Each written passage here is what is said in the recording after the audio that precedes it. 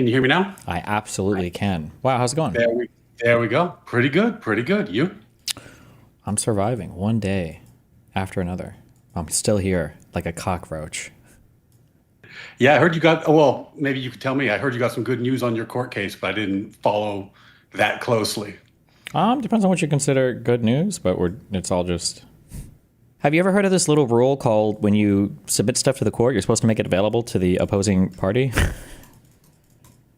Yeah, that's a pretty big one. That's one that'll get you and piss off a lot of judges if you don't follow that one. One of my favorite things about oh my God. Wait, hold on. You're about to become my event person for like 4 minutes before I scream at you about Trump, okay? Sounds good. Okay, first of all, I know that like the meme in law school is that like civil procedure is always like the worst class or whatever, but I didn't know that it was because people literally just can't read the rules or have no mind for them or don't give a fuck about them. There are so many bizarro things with regards to this court case. So one of the things that the opposing counsel wants to do is they want to keep, or they were trying to keep submitting like declarants or affidavits to this case. But then what they would do is they would censor the name in the thing, and then they would submit it to the court. And we don't get like any uncensored versions of any of these submissions. So it's literally like anonymous like witnesses or accusers. And we're kind of doing meet and confers to figure out like, well, you're going to, tell us who this is. And then where we're at right now in our meet and confers is they're saying, well, this is what we've done. We also filed a motion to seal these things. And what we're going to do is if the judge approves it, then we'll file it under seal and then we'll make it available to you. But if he doesn't approve the filing under seal, then we're just going to withdraw it. So they're just like, they're spamming like all these like random things. I said these random, there's like 4 of them, but it's like they're like half the submissions on this have like redacted shit. I don't even know who the fuck the messages are or where they're from because like, yeah, it's just like, it's very fucking annoying. Is this state court or federal court?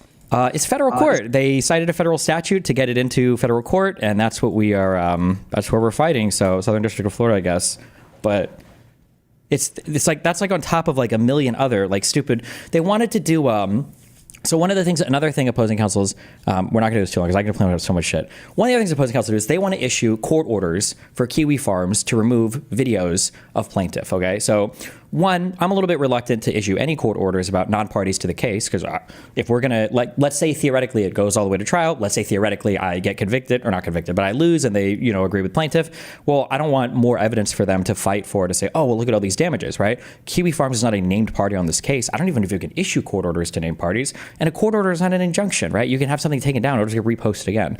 So we fought over this a little bit. We're like, well, court orders seem kind of silly, but we're like, okay, listen, if you want to do court orders to take down these videos, that's fine. But can we also take down like all of the videos, like all 30 of them instead of just like the 3 involving plaintiff? And they said, we can do that, but you have to pay all of our court costs so far, all of our legal fees if you want us to do that. I'm like, what? No, what the fuck? So obviously we are contesting that motion. And then, and then we were at our hearing. They were like, isn't it extremely crazy that you're trying to prevent plaintiff from having their videos taken down? It's like, I'm not preventing shit. You can send them whatever you want, but I'm not going to have a court order issued out of my case to a non-party. And you're not even going to agree to take my shit down without me paying you guys for it? Oh my God, there's just so much absolutely unbelievable stuff. Oh, the final thing I'll bitch about, I'm so sorry. We had a huge hearing over, they tried to file a TRO 2 months after the case was filed, okay? So fucking stupid, all right? The judge excoriated him on this. One complained that they had cancer. The other complained that they had a cold for 2 weeks. I'm not joking. Then they rolled that into a preliminary injunction. We had a hearing for this 2 months ago. And as part of this preliminary injunction hearing, it was an open court, nothing, no, not sealed, not secret or whatever. I think the hearing went very bad for them. And it went so bad for them that right after the hearing happens, I'm happy because finally we get a whole bunch of testimony from me and Jane Doe that's under oath in front of lawyers with direct and cross-examination. They immediately moved to seal the transcript for the public fucking hearing that we had, and now I have to wait months for the judge to rule on the sealing for that.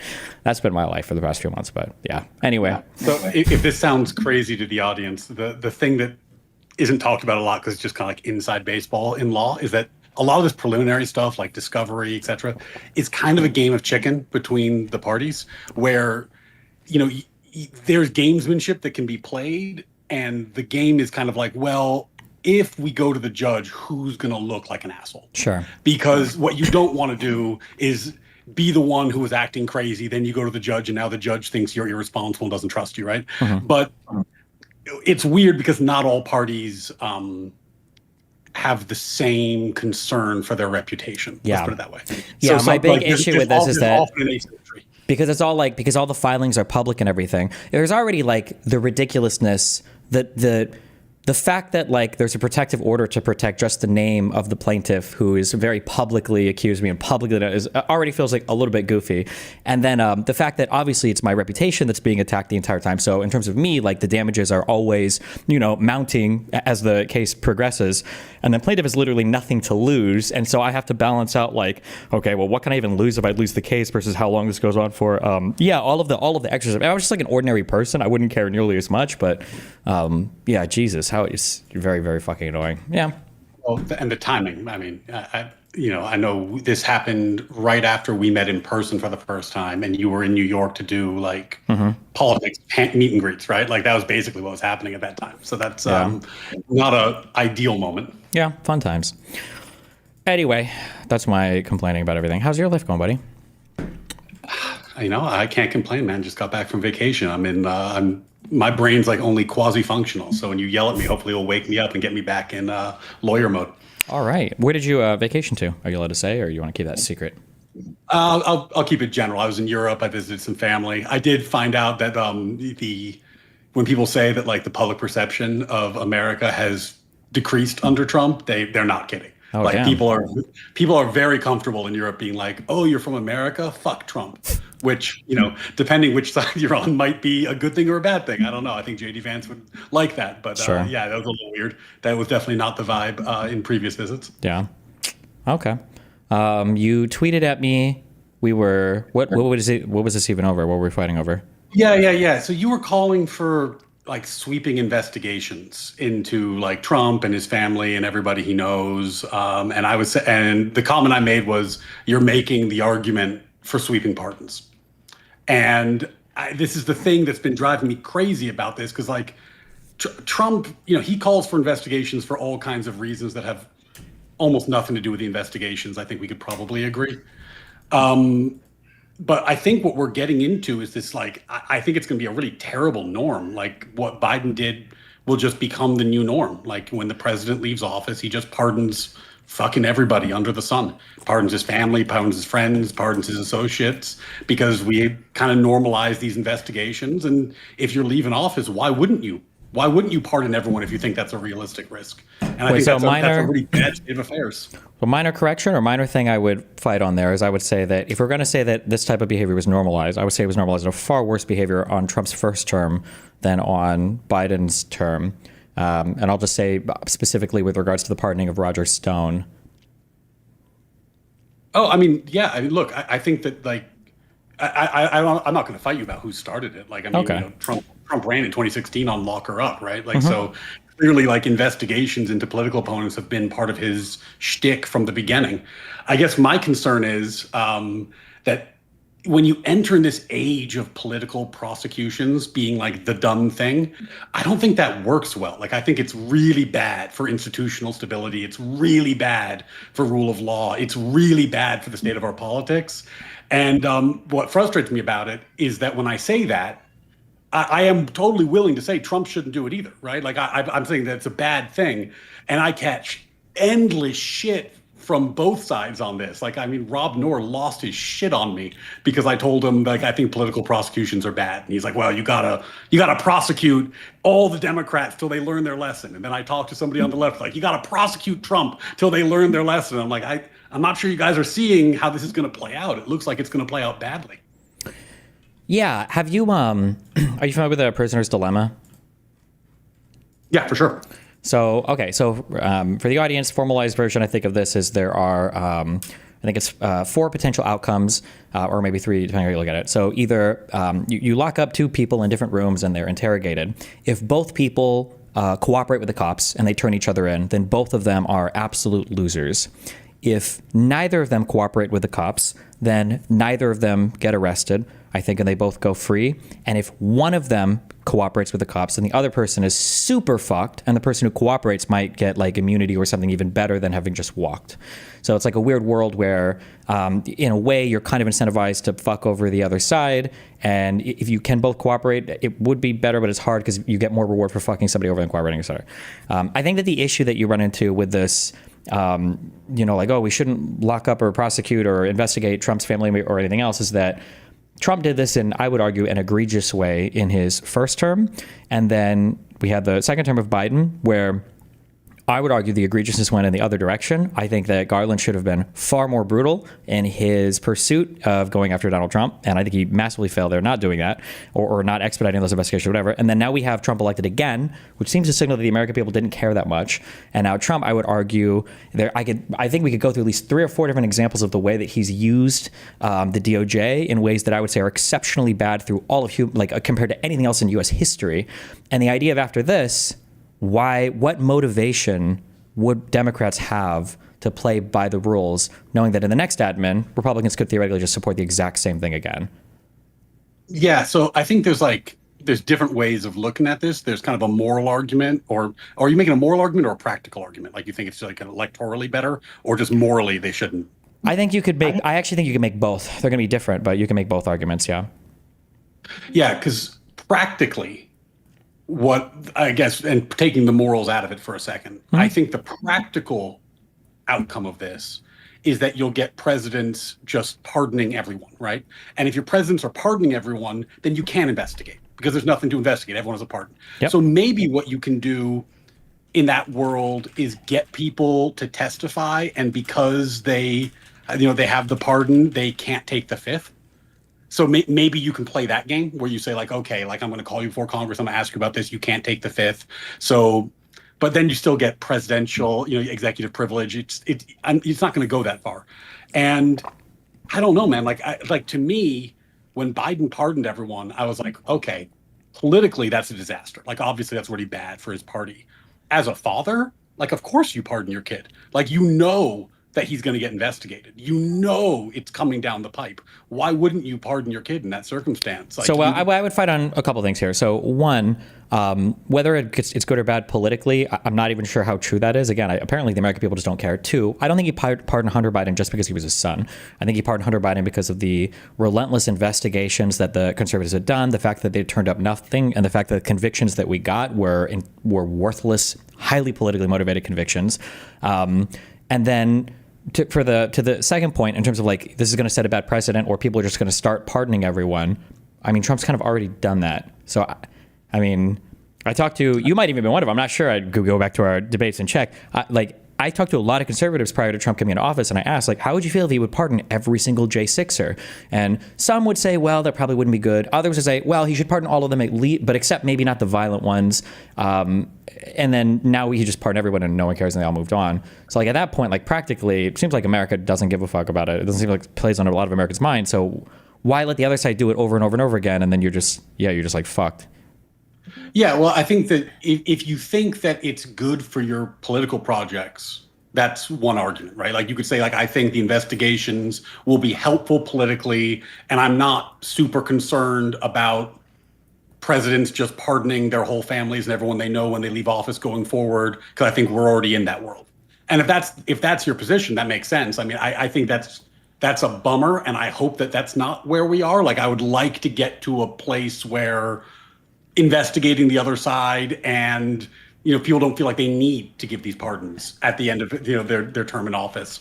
And I guess the only other caveat there is we might find out whether a president can self-pardon with immunity. That's less likely to be a thing, but it still could be a thing. So we might open that Pandora's box. But yeah, I mean, if that's where you are, then I can respect that. But I think that would be a real bummer.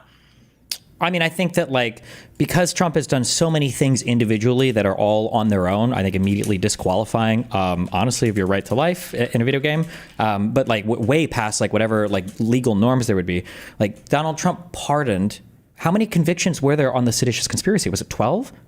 He pardoned people that were convicted of seditious conspiracy, and the seditious conspiracy had to do with putting Trump back in the White House. It's whatever it is, we're way past like, no, we're not even talking norms at that point. We're talking like, chapter 2 of the start of the American Civil War 2.0 or whatever. Like, that's just why. And that's not getting into all of the other insane political pardons, whether we're talking Manafort, whether we're talking Flynn, whether we're talking Roger Stone, whether, whatever else. It's like Trump has pushed this beyond all reasoning. And I don't see where the political penalty is for any of this. Like, if there's no political penalty, if you were a Democrat coming into office, why wouldn't you just say like, oh fuck, I guess it's just a new weapon that we have now to use against our political enemies? And so I guess the thing I'm going to say is that that is a calmer version. It's the mirror image of the arguments Rob was making at me from the right about all the terrible things that the Democrats have done and all the reasons why there must be political prosecutions to teach them a lesson so that the American people can go forward. And he even conceded that he thinks it is a better world, like if you could just be the czar of the universe, it's a better world if we don't have all these political prosecutions. But the only way to get it there in his mind is to go through the mud and to go through the process of dragging every Democrat before the House and bringing charges, all the congressional hearings and that sort of thing. Yeah, I agree with Rob 100%. We just disagree on the facts. Oh yeah, so I mean, but that's what I mean. Like I think that the reason why whenever I talk about this shit, I get like you can tell when you're actually occupying a centrist position because you get just endless shit from both sides and nobody's your friend. Well, do you think at this point, do you think that Kamala or Trump would have been better, at least insofar as rule of law is concerned in the United States? My God. Oh my God. If we're gonna do this again. Oh, sorry, not again. I haven't done it with you. I did like fucking 10 hours on these hypos with Pisco. So sure. This is well. So just to be sure, but we don't have to do it because you don't have the centrist position. You have the MAGA position on this, right? If you think that they're even remotely equivalent, like if you had to rank from 1 to 10 how bad Trump's rule of law violation has been, and then 1 to 10 how bad either Biden's was or how bad you think Kamala's would have been. No, I think Trump's been. I think things have changed. We haven't spoken in a while. Like since we spoke, and I can't remember the exact date, but it was a while ago.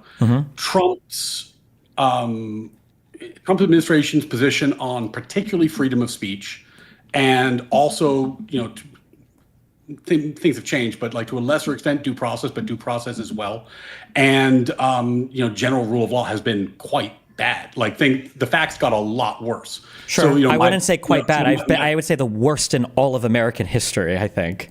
I don't know if it's ever been this bad ever. It kind of depends on how you view like rounding up people and putting them in camps, because American history has some dark chapters. But there were better. We had better reasons to round up Japanese people and put them in camps during World War II than we did to say that we're at war with Venezuela, and that's why we have the Alien Enemies Act. I think the Japanese internment camps were more defensible than the invocation of the Alien Enemies Act. Do you disagree with that?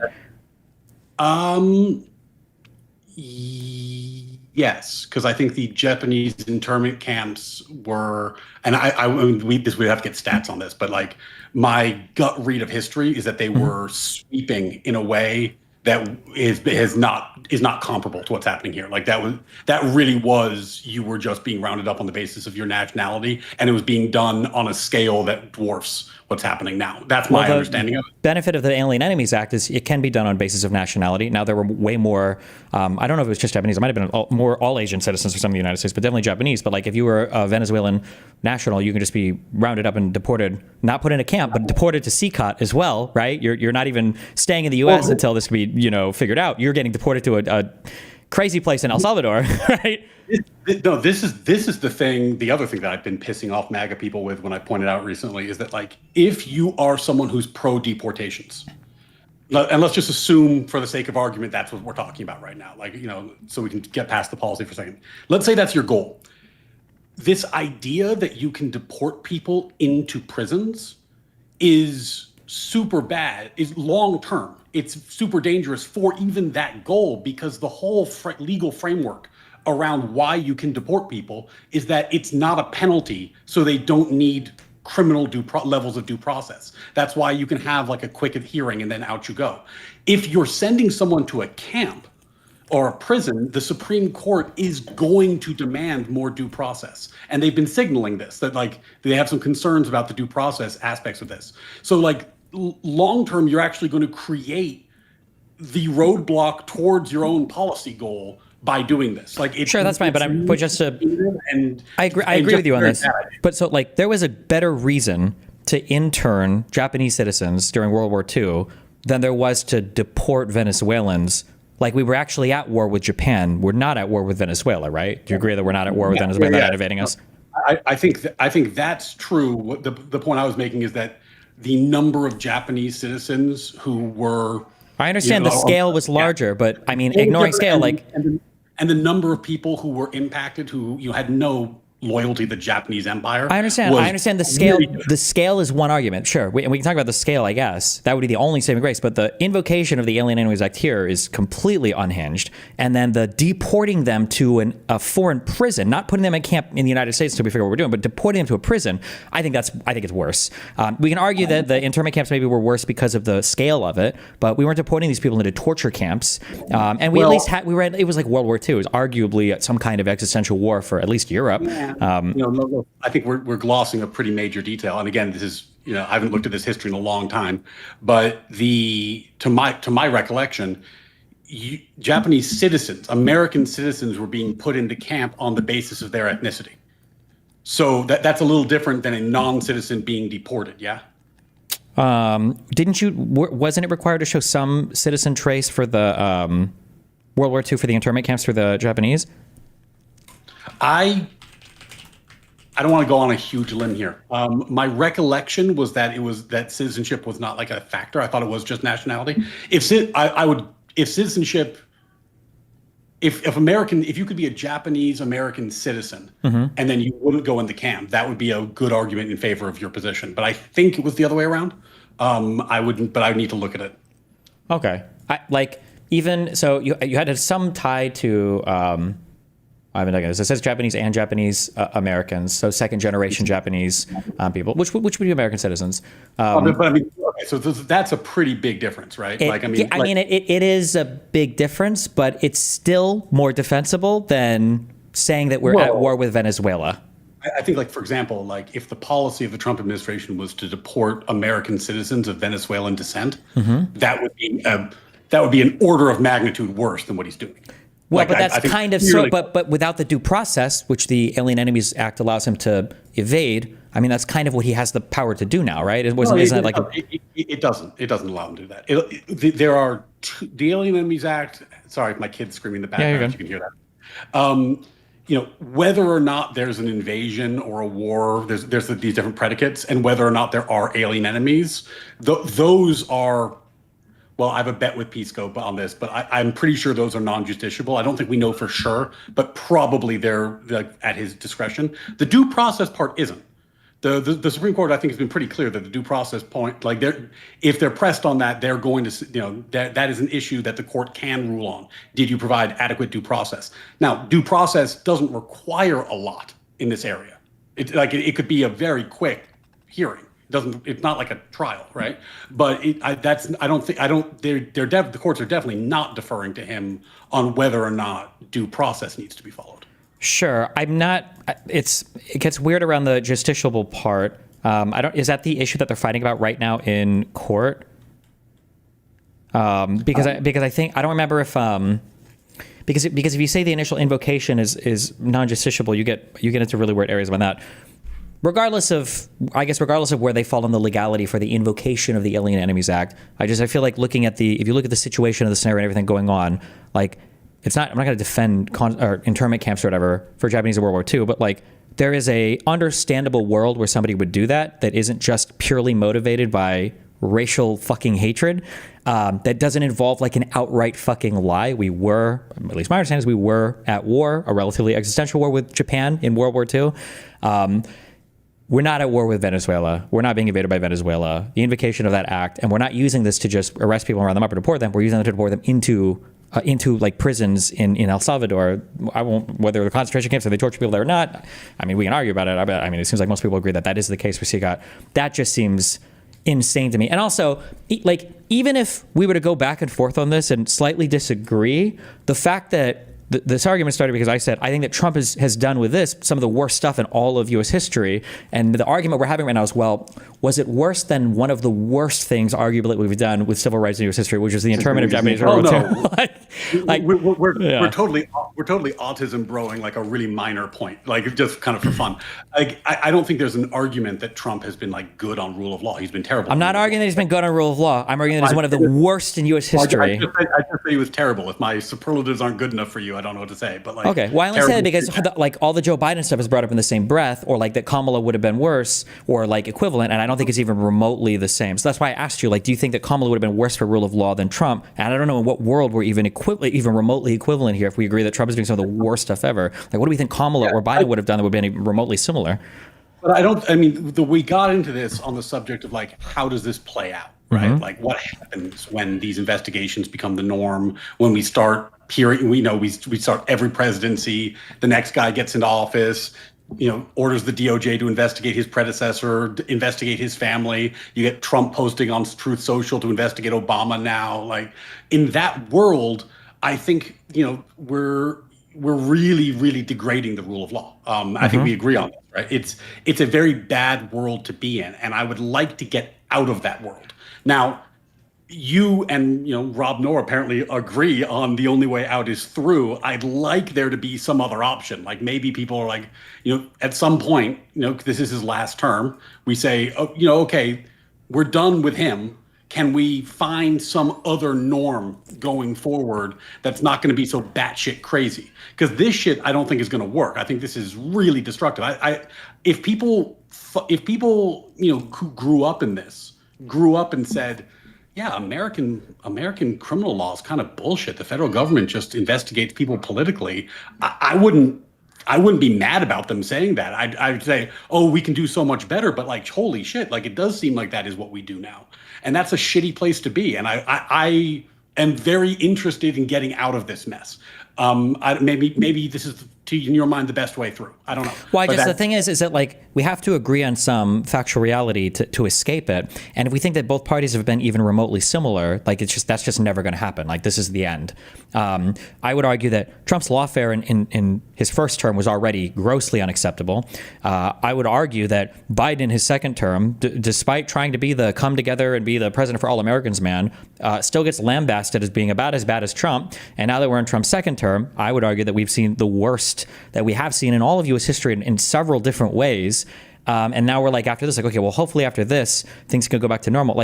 Like as a Democrat, and at this point, I would vote for the unhinged shit. I'm going to be honest, this is very personal, okay? I actually came 15 times last night when I saw that tweet that Gavin Newsom was going to gerrymander the fuck out of every conservative out of California. I actually sat in my fucking bathroom and I fucking jerked my cock for 15 orgasms when I saw that. So I was so fucking happy that there is somebody in this country that wants to put Republicans on the same playing field. The fact that we had the Gore shit with Bush and that election tossed, the fact that we had a lost Supreme Court pick under Obama, and then that is whatever. And then the insanity that was, there were two different special counsels under Biden investigating him and his son at the same time, where when Trump came in office to kill the investigation on him and his people around him and then pardon all of them after their convictions. To have another term of Trump where we've seen, and we walk through any number of these, insanity. And then it's like, wow, I hope the Democrats take us back to normalcy. I'm like, nah, I hope that at least like the methods of whatever capital punishment are at least fun to watch on TV. Like, I don't understand why anybody who's a quote unquote centrist or Republican would ever expect any Democrat to come back and be like, okay, well, let's play by the rules now. Because I wouldn't expect any Republicans to. Why would I have any reason to? They haven't paid any consequences. None of them have suffered at all for any of the insanity over the past like 25 years. Like most of the Republicans still think the 2020 election was stolen. Like how do you come back in that world? Well, I mean, they're not going to suffer, right? Like, I mean, that's what I mean. Like, he's going to pardon everybody. So you're not going to get any of these people in an investigation. Like, it's just not going to happen. But, and I think that, and this plays a little bit into your like Hutch, Pisco, Econoboy thing. Shout out, I'm going to be debating Econoboy on whether socialism is immoral next week. Our schedules don't line up, so I'm trying to find a time, but we'll do that. That should be fun. But when I look at the political landscape, and you can tell me if you disagree, I think Trump's superpower, after all this time, and there's a few things he's very good at politically, but his true superpower is that he found a way to get the unhinged portion of the right to vote and to vote for him. Like the QAnon crowd. Like, I mean, these are not people who were voting previously, right? They are the mirror image of the crazy tanky socialists on the left-hand side, of the spectrum who never vote Democrat. And he found a way to mobilize them. As long as that vote's in play, unhinged behavior is going to get rewarded. I don't know what else to say, because like that vote likes some unhinged shit. Just like, honestly, like if, Hassan's crowd fucking voted, they'd love some unhinged shit too. Like that's just who these people are. If that crowd stops voting, like they used to not vote when Trump's no longer in the picture, like they didn't really vote when he wasn't on the ballot, like in midterms and shit, that might be a path to normalcy. Because I think the new thing in American politics is that they're voting. I don't think that ever happened before. So the issue is that the unhinged portion of the right that's voting for Trump is basically 95% of the Republican Party. Trump has, within the Republican Party, some of the highest approval ratings of any president in history, despite the fact that he has some of the lowest overall approval ratings, the second lowest. The first lowest was him in his first term right now. That something is fundamentally broken there, and I think it's a mistake to view it as just Trump. I think that McConnell saying that they were going to force Obama to be a one-term president, I think that McConnell refusing to even have a Senate hearing for Merrick Garland as an Obama Supreme Court pick, despite the election being a year away. I think the Ken Starr 5-year obsessive investigation into Bill Clinton to try to find some reason to get him impeached or thrown out of office. I think that the Supreme Court ruling in Florida that forced Gore to resign that election before truly they had the recount they deserved. I think all of these things and the lack of consequences that conservatives have ever paid for anything. If I was a random person and I ventured into American media and I thought about the U.S. budget, I would think, man, Democrats are fucking spenders, and Republicans come in and they really rein, or they try to get the reins, I guess, at least on the spending. That's one thing I can say about conservatives. And then if I were to tell them, the last budget surplus we had was under a Democratic president, that most of the spending actually happens under Republican presidents. Like nothing is real to any of the conservatives. They don't have, how do they even have the reputation of being fiscally conservative? Like Donald Trump right now, we just had our big, beautiful budget. He's trying to pressure the Fed to lower the interest rates. Like nothing is real. And when there's no shared reality, I don't know what, would you truly expect if a Democrat gets elected next time to try to go back to normalcy when you've got subhuman, degenerate, hellspawn demons like Jim Jordan and Comer and Marjorie Taylor Greene and Mike Johnson and all these actual satanic figures still crawling around the House and in Congress? I just don't know how you would ever expect that to happen. Well, I mean, if we're going to be in the, everyone's a satanic figure land, it certainly won't. I think they are satanic figures. They are satanic figures. This is the issue that I run into. I think you don't think it's that bad. No, I think that politicians, by and large, are immoral and like to win. And the right has coalesced around what is winning. The question I was posing is that working because it's the new normal? And if it is the new normal, by the way, then you're probably right about all the stuff you've been saying. Like, if that's the new normal going forward, then there's no reason that I could give why Democrats should attempt to do like sane, old school, respect the institutions, respect the office type behavior. But if that stuff starts fading when Trump is no longer there to, galvanize the base, then there would be a way forward. And so I'm maybe overly optimistic, but I'm fingers crossing that that's what it is, because if we go down the road you're suggesting, I think things are going to get a lot worse before they get better. And I'm hoping that there's some way that we can avoid that. We're already way down that road. That's the issue. Like, if I think of just the Eric Adams scheme, is there a single thing that Biden in his 4 years did just on that, even cumulatively to the Eric Adams thing? Or, I mean, you can pick so many, Trump's crypto thing. No.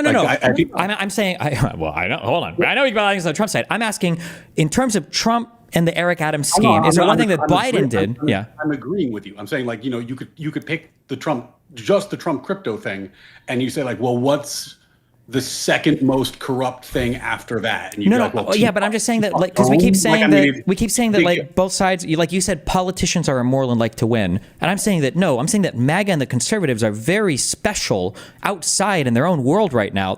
None of this was normal or normalized prior to. I think that what I'm saying there is that I think there's a difference between someone like, Trump, or maybe I don't know who you want to pick as your chief satanic, figure, Marjorie Taylor Greene, maybe, I don't know, like a true believer. And then there's somebody like a Mitch McConnell who, I don't think he likes Trump. I don't think he's particularly enamored with Trump. I think he likes winning. I think that he's willing to ride the winning horse, even if it's kind of gross, and I think that the opportunistic politicians will change course if the wind changes. The true believers won't. But I mean, I guess my assessment is different than yours. I don't think the true believers are 95% of the base. I think that I think that they are part of his base and a big part of his base. But I don't know if sure. But then if you agree on the scale, when I ask who's worse for rule of law, Kamala Harris or Donald Trump, what are you possibly considering in your mind to make these two even remotely equivalent? I didn't say they were equivalent. But it sounded like there was like a heavy consideration there. Like what? Like, would you agree that Kamala Harris would have been immensely and supremely better for? I was trying to decide if I wanted to pivot into the giant debates that Pisco had and I had on some of these topics, and I opted not to. There are certain things that the Democrats were doing that I thought were really bad and caused them to lose. And in that moment, they deserved to lose. I certainly think the Trump administration has done some terrible things, and hopefully they will lose as a result. Like when you think of like things that the Democrats did, what is the single most worst horrible thing you can think of over the past 10 years with regards to like rule of law stuff that you think the Democrats did? Oh no, that's why I didn't pivot to it, because it's not going to be the same thing. It's like I think that the Democrats were on the verge of attempting to make racial preferences legal in a lot of places, which I thought was pretty gross. I thought that the cover of Biden's health and whatever was happening. Biden's health not relevant to rule of law, and Trump's health is currently being covered up by the entire Republican establishment as well, right? Well, sure. So I understand. I'm just trying to understand. Sure, I'm just trying to understand when we say Kamala could have been worse for rule of law, overall, just broadly speaking, than Trump. I didn't say that. What I said was you asked the question, and I paused because I was trying to figure out whether I wanted to pivot into these other problems I had with her, and I chose not to. I agree with you that Trump's worse on rule of law. Like, okay. I don't disagree. Yeah. Okay, that's okay. That's all I was. Okay, so I was curious about. I know you're prepping for your debate, so we got you. Like it's you got to like get in there, but. I'm not prepping for a debate. The issue that I have is that the constant downplaying of like everything that Donald Trump does, it actually drives me fucking insane. I feel like there's at least 5 or 10 different things that like on their own are worse cumulatively than all the horrible legal stuff that you complain about Democrats for fucking ever.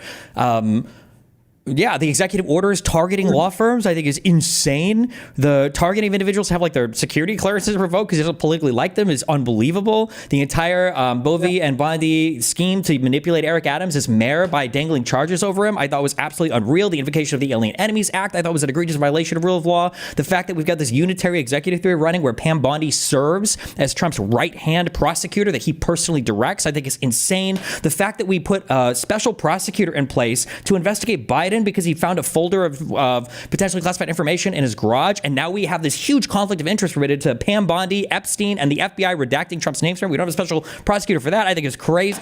Like there's like so many different things we could go on. Sorry, I'm like, yeah, but then when I hear people talk about it, like, well, Kamala could have been bad. I think Trump's kind of bad. I don't know. What would it be? And it's like, well, maybe Kamala could have extended some DEI stuff. It's like, well, affirmative action ended under Biden. They didn't do anything to bring it back. I don't even know how it's even remotely close. And then when we have the conversation of, When we have the conversation of like, what do we do going forward? Well, the Democrats just have to move past it. And it's like, holy fuck. Like, what are we talking about? Like what? You said like a billion things there. Yep. I'm not going to try to respond to all of them fine. Because you can also cut me off if I'm rambling too much. But go for it. Yeah. A few things. One, just because it's like a thing that I've talked about publicly, so I just feel I have to say, affirmative action ended under Biden with Biden arguing before the Supreme Court that it should continue. It ended over his objection. And when Trump was in office, he was arguing it should end. So I don't think that's a really fair point. But I mean, I'm only picking one because you said it. There's a billion things you said, and I'm not going to attempt to. Well, but that's following rule of law. It ended. Obviously, their solicitors is going to fight it for it, but it ended, and they lost, and they moved on, right? Yeah.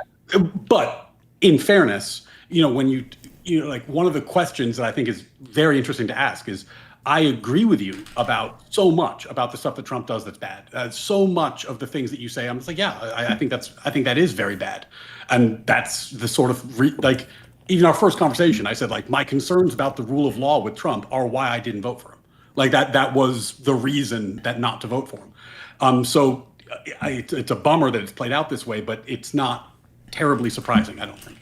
The question is, why are Democrats the only thing less popular than Republicans? Like with all that you've just said, why is it the Democrats are so unpopular? And it seems like the answer is because they don't fight hard enough. But I wonder if the answer is that there's this obsession with symmetry. There's an idea that like the sides are going to be held to the same standard. And I think that might be a little utopian. I don't think that's how it works. Yeah, but I think one of the reasons why, I mean, there's a lot of things. One, I think, is the just massive misinformation apparatus that the Republicans control from top to bottom. I mean, today, Trump literally fired his Labor Department secretary, because he, not the top secretary or whatever, but because he didn't like the jobs numbers that they reported. So the fact that Republicans have like this absolute top-down media control is, I think, a huge thing. And the second thing is you say like, well, they don't feel like they'll fight for them.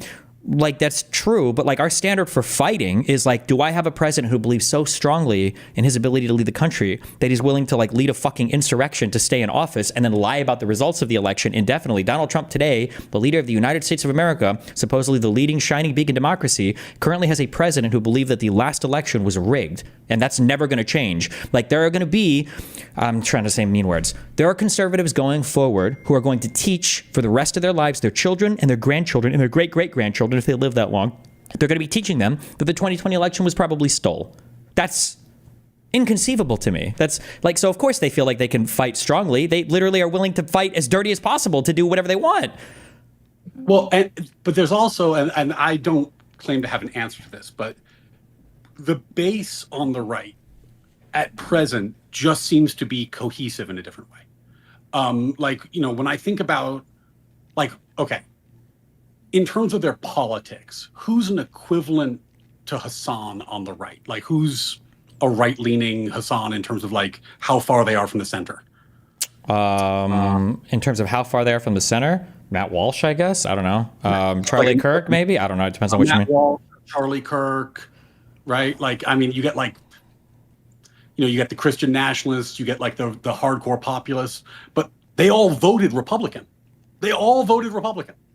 Right? On the left is not cohesive in that way. So I think when we start playing these games of like zero sum, as presently constituted, that favors the right because their base is cohesive in a way that the left isn't, and the left fragments on these various wedge issues, Israel, Palestine, whatever it'll be something else next time, right? Like I don't think that battlefield favors the left, if I'm giving my honest assessment. I think the left wins when they are inspirational, when they are practical, when they sound like, prime Obama, prime Bill Clinton. I think that's the blueprint that has been successful because their base is such a big tent and it has so many different ideas that the only way when you're down in the mud, it doesn't inspire and it doesn't bring the people in. I think the left just operates differently than the right. And I think that asymmetry is going to be a battlefield that really favors the right. I think in this kind of like dirty, meme, edgy content, the right has a huge structural advantage. I think it just is a better area for them to play. I don't think I actually even agree with that right now. I think that the right actually has a bigger tent than the left because the right, because of the complete homogeneity of media messaging control that they have from top to bottom. Like, we can say the left has a big tent, but the right literally got the fucking, I would have bet so much money against this ever happening. The right fucking got the Silicon Valley dipshits to actually play into, and all the crypto bros and everything who are watching Donald Trump support crypto, who has no idea, what a blockchain even is. I feel like the right incorporated a ton of new people. You saw a lot of the, Hispanic vote in Miami and Florida start to sway more conservative than they thought they had. You saw young people, even young men, kind of sway a lot more conservative than they thought they could. But I think, dude, I mean, you just said the fucking magic word, right? Like, I mean, that in terms of like the massive self-owns on the left, the way that they've lost the young male vote is like an unbelievable self-own. Like that was. It's not a self-own though. It's an own insofar as the Republicans control the media apparatus and can demonstrate and do whatever message that they want. That's insane to me. It's crazy that the messaging in, and I'm not saying this is like the politicians necessarily, but if you look at like the messaging within like the left media sphere for the past 10 years, there was an article that came out recently that said something like, girls are now achieving more than boys in every area in academia except one. And here's why that's a problem. That was essentially the title. And it's like, whoa, holy shit. You just said that other than math, girls are outperforming boys in every other subject. And it's a problem that they're not outperforming them in math. That's the fucking article. And in a world where that's like, the mainstream leaning opinion in left-leaning circles getting published in publications, yeah, you're going to have a male vote problem. Like, I mean, this isn't fucking rocket science. If you think David Hodge is going to solve your fucking male vote problem, you've lost your mind. And then they kicked him out for a gender quota, which is hilarious because it wasn't even... It was a gender quota that required a man. So it wasn't even like a good reason to kick him out. But they thought a gender quota would be like a good way to kick someone out, that would be a palatable way to kick people out. There's an undercurrent on the left that really does believe that we should still be in this world of de facto or in fact quotas based on race and gender to ameliorate historic wrongs. And it pisses people off, and it lost them a ton of male support. And it's not a fucking mystery. They did this to themselves. So yeah, that's a cell phone. But also fixable.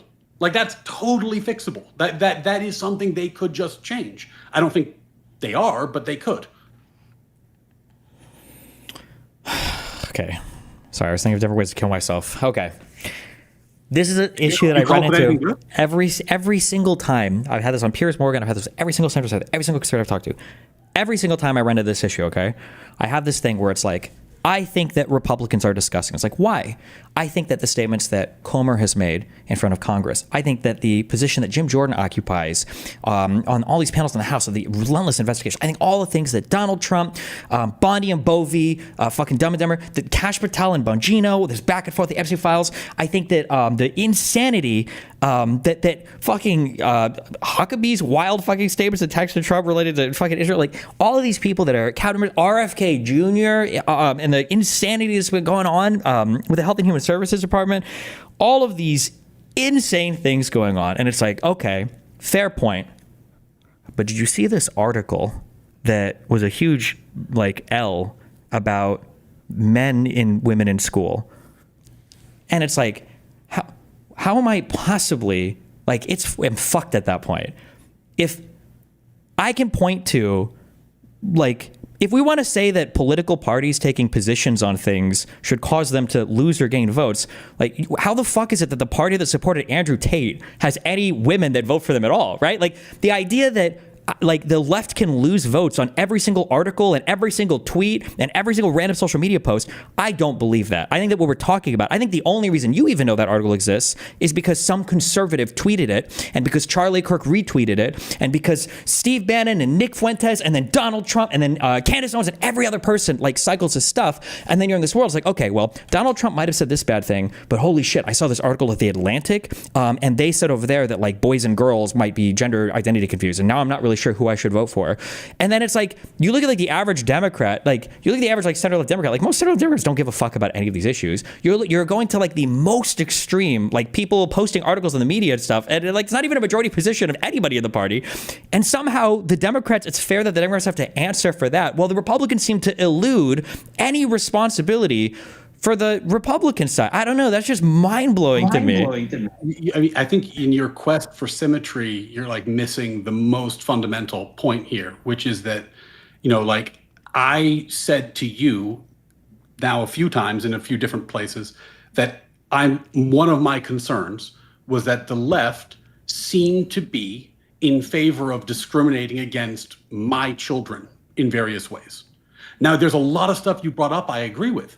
There's a lot of stuff that I really don't like about Trump. And in fact, I don't know if you recall this, but I've never even voted for a Republican. I voted left my entire life, right? I just sat out the last election. So like, I am a gettable vote.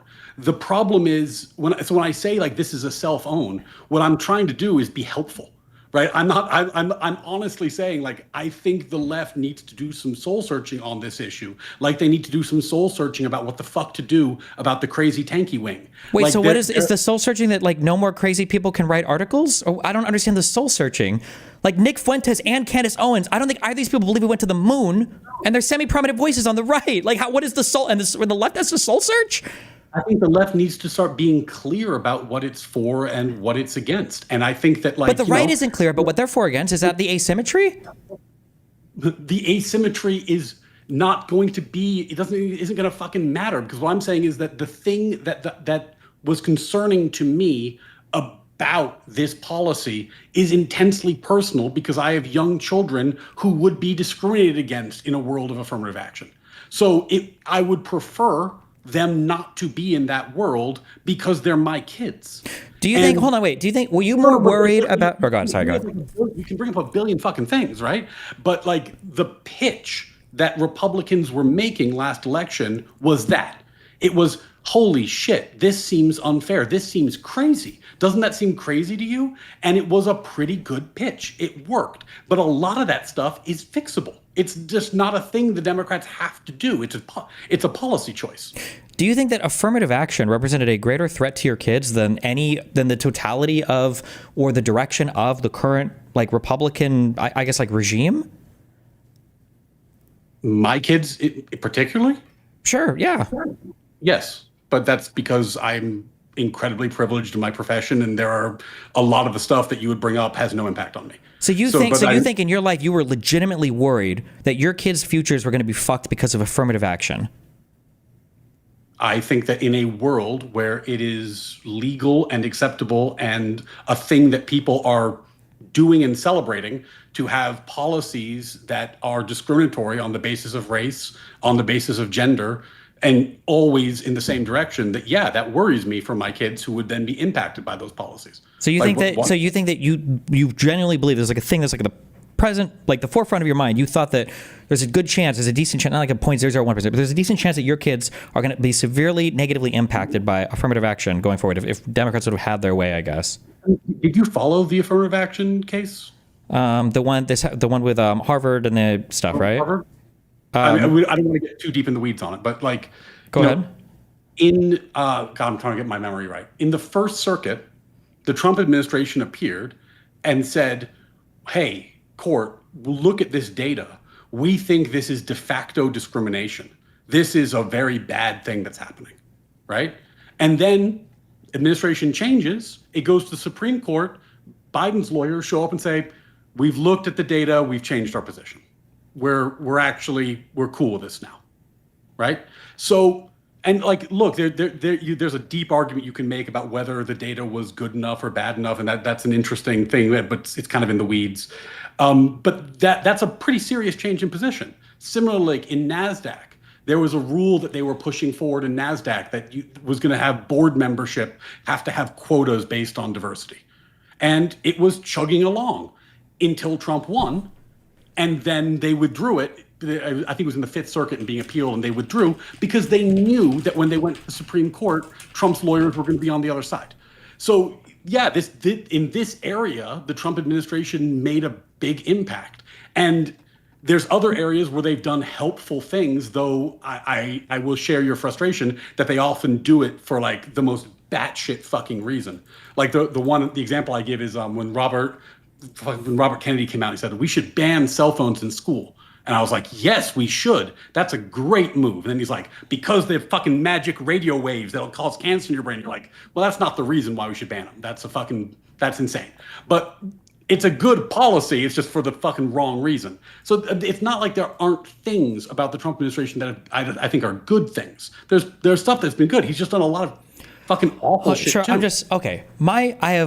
Tell me if you disagree with either of these two statements, then the thing that follows, okay? And I don't know your life, I don't know you personally, but my understanding is affirmative action helped the most white women, and it hurt the most probably Asian men. Now that affirmative action is supposedly gone in some way, that means it's probably going to help Asian men more than anything else, because now they don't have to, I guess, fight against the same high SAT score requirements to go to school, and then all the benefits from white women are not going to be as present.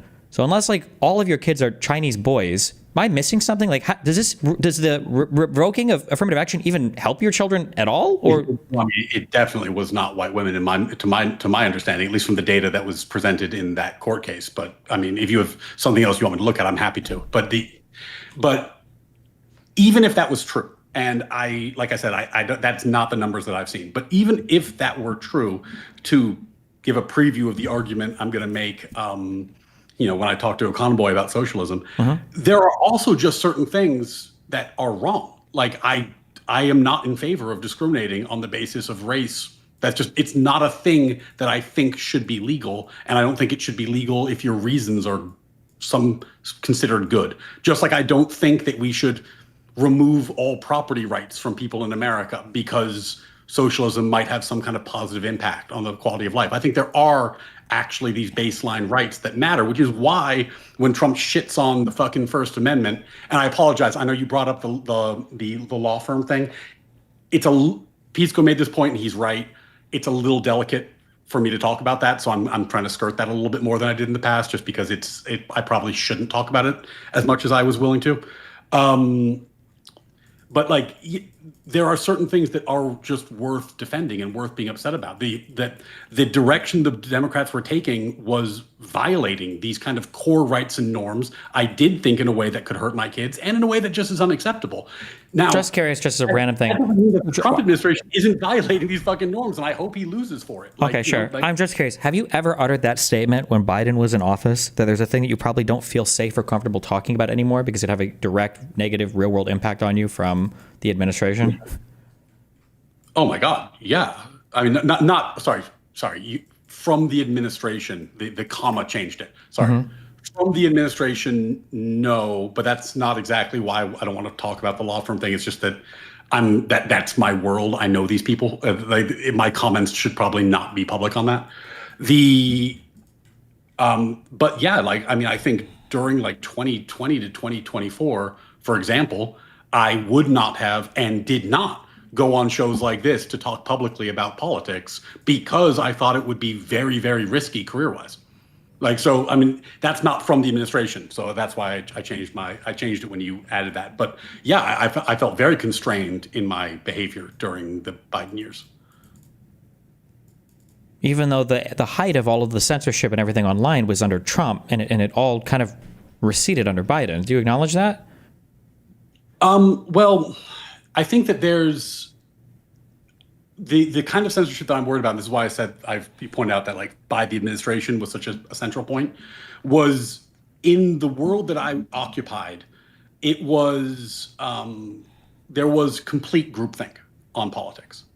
Like in 2016 when Trump won, and I won't say where I was working, it was like a day of mourning. Everybody, people left work, people didn't come back for the rest of the week. It was understood that everybody was supposed to be upset except for the 2% known conservative. There was a total uniformity of politics. Flash forward today, nobody where I work talks about politics because it's understood that there's people with different positions. And that norm is a lot better. Now, I don't know if that's because I changed where I work or just the world changed, but certainly where I was working circa 2020, 2024, it was, there was a strong norm that if you were not espousing a strongly left-leaning view, you should probably shut up about politics. And, that I did. And I have a lot of left-leaning views, so I was happy to talk about those. But my more right-leaning or centrist views, I should certainly shut the fuck up about. But that's not because of the administration. That's because of the culture of political uniformity and censorship that was prevalent at that time, at least in my experience. Okay. I don't know where you want to go from here. The thing that I like,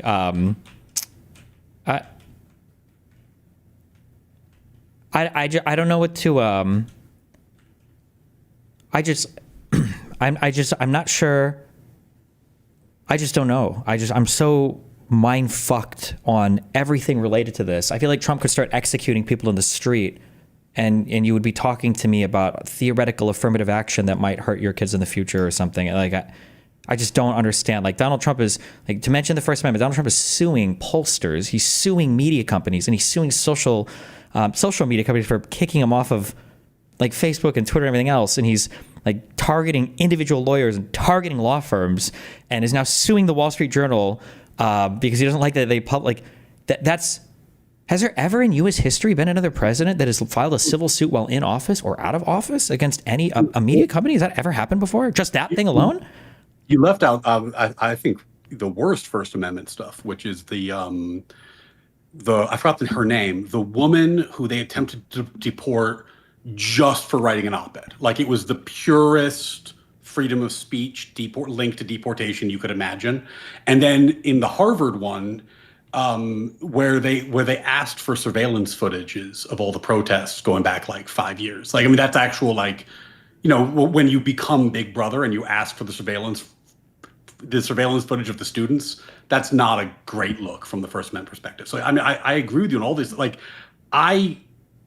and will be delighted when the Trump term is over, to be clear. That's a different question than, did I think Harris deserved to lose? I thought she did deserve to lose. But that, you know, I mean, that doesn't mean that his term has earned more rewards going forward. That's a different question. So do you think that overall Harris would have been worse than like the cumulative effects of Trump just under the first like barely year of his office? I think she did. Well, that's a tough question. You said Harris deserved. Why didn't Trump deserve to lose more? I thought Trump was disqualified because of his, you know, insane position on the rule of law, which has played out, and that's why I didn't vote for him. I thought that Harris was a few things that deeply troubled me. We already talked about like the affirmative action stuff, so I don't want to dwell on that, but copy paste all that shit back in here. And then also I thought that she was I never liked her. Like, I didn't like her as VP pick. There was no point that I think she was a good pick. But then the way she was anointed and the way that Biden's health was covered up gave me, and I think a lot of people, the strong impression that we were essentially voting for the DNC presidency. We were voting for the establishment presidency, not a vigorous executive with their own views. We were voting literally for the machine that had just lied to us about Biden's health to our face for quite a long time in a concerning way. I don't know if that bothered you or not. Like, when the Her report came out and I read that for the first time, I thought that was political poison. I was like, oh my God, there's no way he recovers from this. I thought it was like the worst thing that could happen until I saw the debate performance, which confirmed everything in it. And that's a crazy thing to lie about. And it really highlighted why her pick was such a bad pick, because we had a president who probably at some point needed to be tapped out. And you really, when you are picking an older president, you want a vice president who's ready to step in. Do you think that Donald Trump is senile right now? No.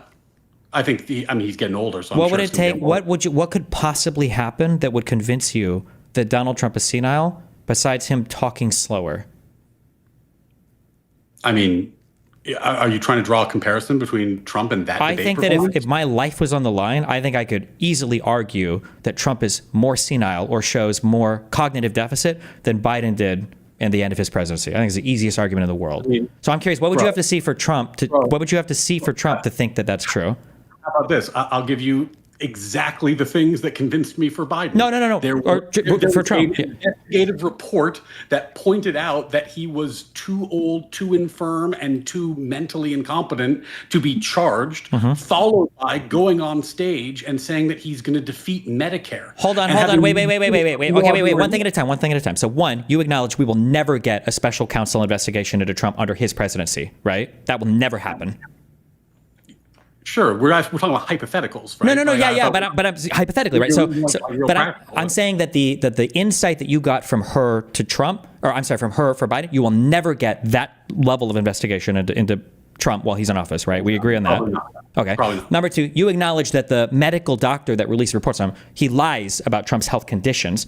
Maybe not mentally, but at the very least, we now know physically, right? He's got this chronic vein problem that makes his cankles fucking explode, and he lied probably about like Trump's weight and everything else, right? So we acknowledge the health reports about his physical health are lying at least, right?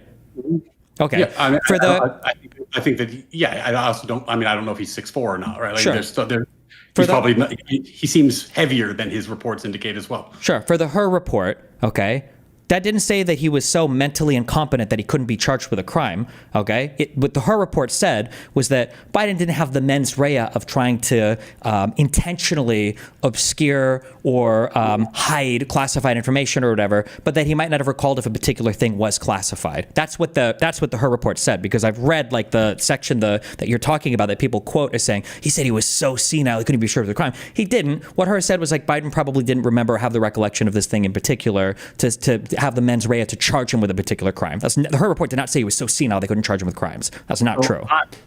I haven't read it. I haven't read it recently. I don't know if you have. Okay. If you want to pull up. I went over this because Peace Collector bring it up a lot, and I went through and I did read this section, and that's not what Her said. But we can put that aside, and it's not being an important thing. But certainly, when I read it, and this is public document, so viewers can just go look at it. When I read it, I certainly got the impression that Her was saying there are things that are chargeable. I am choosing not to charge them because of his mental condition. That was my takeaway from that section.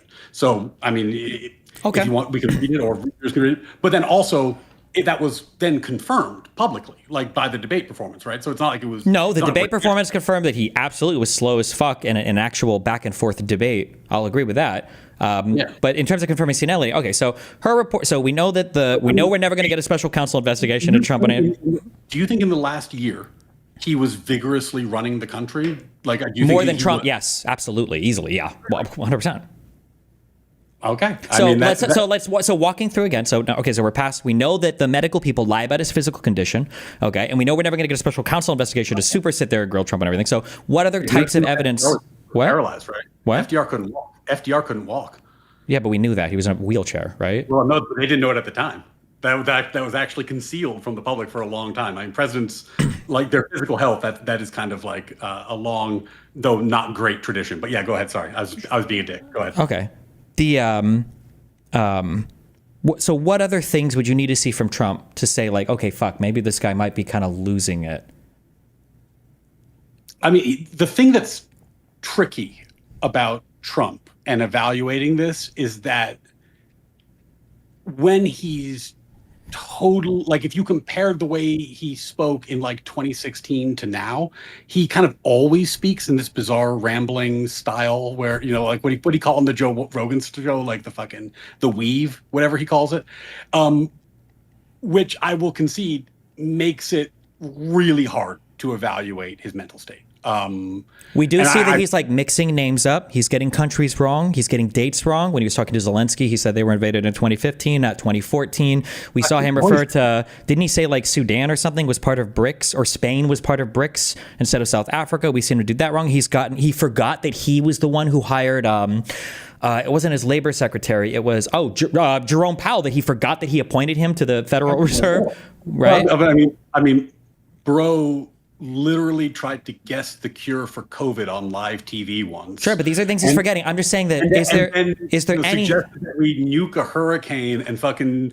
I mean, this is the problem. I understand. Well, there's not a problem, but I'm saying is it? This is why I was saying before, right? You're telling me that. Well, no, there was more evidence that you could say that Biden was senile because Trump has always been a fucking lunatic, crazy person whose mental state is indecipherable because of his ordinary behavior. No. This is like one of the things about Trump that I find most maddening is like I've just come to terms with the fact I have a very, very hard time reading him. I don't think I know why he's doing the things he's doing. But do you also agree that it doesn't seem like he's like running stuff? So for instance, I'm curious, in the Signal group, didn't we get more indication that like Vance and Hegseth were kind of behind, the strikes and that diplomatic stuff than Trump was? It seems like his like will or his stuff wasn't even involved in that. Was there anything equivalent that ever leaked about Biden and his foreign policy? No, that leak was fucking crazy. Like that was okay. That was the incompetence there was like wild. We see Witkoff and stuff as a foreign envoy. Do we see anything from Trump that's even what we see compared to especially the last couple of years of the Biden administration is a vigorous president who has administrative goals and is pushing for them. Like I think that there's there's a big difference in that. I don't think it's necessarily always good because I don't always want him to succeed in the things he's doing, but I don't think that it's fair to say that like there isn't a qualitative difference. It does seem like his fingerprints are on a lot of this stuff. What is a single goal that Trump is vigorously pursuing that isn't a personal vendetta right now? I mean, if we looked at what Trump's campaign promises were, right now, what Trump is pursuing, what is Trump pursuing right now vigorously as an executive that's not a personal vendetta that you would expect your grandma and grandpa talking about at bingo night? What is Trump pursuing right now that's a personal vendetta? You don't think that like the mass deportations were like his agenda? That strikes me as, of course, his agenda. That was a core campaign promise. Okay, so in his pursuit of that, when he gets on TV and talks about it, you don't think the tariffs are his idea? That was a core campaign. Tariffs, I feel like a personal vendetta to me as a way to get back. Well, okay, holy shit! If we're just going to say that like national level trade policy is a vendetta, then okay, sure. But I mean, like I'm not just saying that. I can source all of this, right? I can say this is why I feel this way, right? So after he did the first Liberation Day, when he was talking in front of a bunch of Republicans, I don't know what it was. I don't think it was an RNC conference. It was something, and he's like, "All these guys want to come and kiss my ass." When has Donald Trump ever talked about tariffs in a way that seemed like it was for the benefit of like just the country and the nation? All of it feels like very personal and spite motivated to me. I guess that's just how I read it. No, I mean, I think it can be both. I think that I do think he thinks they're going to work. I disagree with him. I think this is not answering your question, but like to me, tariffs are like just such a default bad idea that they're going to do bad things, and they're just as a result stupid, unless you get some extraordinary result. So, I mean, look, he could prove me wrong, but like the default answer of should you do tariffs is no, you shouldn't do tariffs. Sure. So now that said, there's been, certainly recently he's gotten some progress in making deals made that could turn out well. I think it's too early to assess it. I don't it's at this point, I think the most optimistic version is that the trade deals kind of get us closer to normality than they do like get some like excess benefit. But I'm willing to look at that and see what happens. But do you ever remember that was his core campaign position? Like, sure, yeah, but all of it just comes off as like like we have to do this because these countries are ripping us off. They've been stealing from us and they've been treating us like idiots and they're ripping us off. Like all of this feels like very personal, spite based to me. I guess when I look at it. Yeah, I mean that's literally how the dude talks. And this is one of my, in 2016, one of my big problems with him, and who said this? I think this might have been like a Ben Shapiro thing. Like there was just the entire vibe he had in 2016 was so destructive to the thing that really does matter to me a lot. And it just, I don't know how we get back to this universe where people just respected the office, and that includes the person who occupies it. Right. And like, that's the thing about him that if I had to pick the thing I hate the most, it's that. Like, I think it's I was visiting my family recently, and their kids use Donald Trump as an insult because their politics are what they are.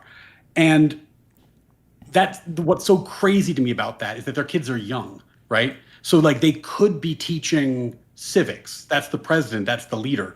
But because of where we are, they believe, and I'm not going to quibble them about it, that it's appropriate to, use the president's name that way because we're so far removed from the world of respecting the office. And I do think that's his fault. Like, I do think that was a 2016 Trump concoction, and that sucks. Okay, but I mean, so back to this, like, you're aware that Donald Trump like confused his ex-wife with Jean Carroll during the deposition for that civil case, right? I didn't see that, but you can tell me. Yeah, it was embarrassing. He was given a piece of paper, and I asked to identify her, and he was like, "Oh, I would never have sex with that woman or something." And they were like, "No, that's your ex-wife." And it was like, "Oh." Have you seen anything equivalent to Biden, where Biden is given an executive order and then it's explained to him, and then he signed it, like Donald Trump is with almost all of his executive orders? I didn't watch. Like, I actually don't recall what Biden's press style was with executive orders. I don't recall. I mean, certainly they weren't theatrical in that way. Mm-hmm. Like, it would never have occurred to me to watch a Biden executive order signing. Okay. Like, I mean, he usually explains them before he goes to sign them, instead of having somebody hand deliver them and then explain what they are and then seem confused or seemed excited, like, oh, this seems like a good idea, and then sign it like Trump does. I think that was what Biden could do. at the end of his term. Like when it was like reading off a teleprompter, he was actually quite good. In fact, wait, quick, because you mentioned his speeches were actually pretty good when he's reading off a teleprompter. Okay, like you're aware that when he was doing his State of the Union, he was able to go back and forth while members of Congress like Marjorie Taylor Greene and other hellspawn were standing up and screaming at him, right? But when Donald Trump was doing his 63-day State of the Union, Mike Johnson had to get up like a babysitter and tell the Democrats that if they interrupted, they would be thrown out or arrested so that they wouldn't interrupt his train of thought, right? And the State of the Union was, let me see, I might have the chronology wrong. It was her report, then State of the Union, then debate, right? Maybe. Yeah, because my recollection, and again, I haven't looked at this chronology in forever, but my recollection was her report came out and I was like, holy shit, that's bad. He did the State of the Union and I was like, oh, okay. Like that seems like a positive development. Like I thought he did actually a pretty good job. And then the debate performance was just, like, oh shit, then something changed. So, I don't know. Like, I mean, I think that like, I'm not a doctor. I think that people in my wait, I know we're going back to this. I'm just asking for anything. It seems like there's literally nothing that could be presented about Donald Trump. There's nothing that could be presented about him that would make us think that maybe his mind is slipping. It seems like that's where we're at. Like, it's impossible. Well, I think that he, it would be very difficult to get, I think you're right, like a document like the Her report about Trump just for a variety of practical reasons. I think it is possible for him to like fall apart in a public setting to the level that Biden did. That's not impossible. Wait, like how?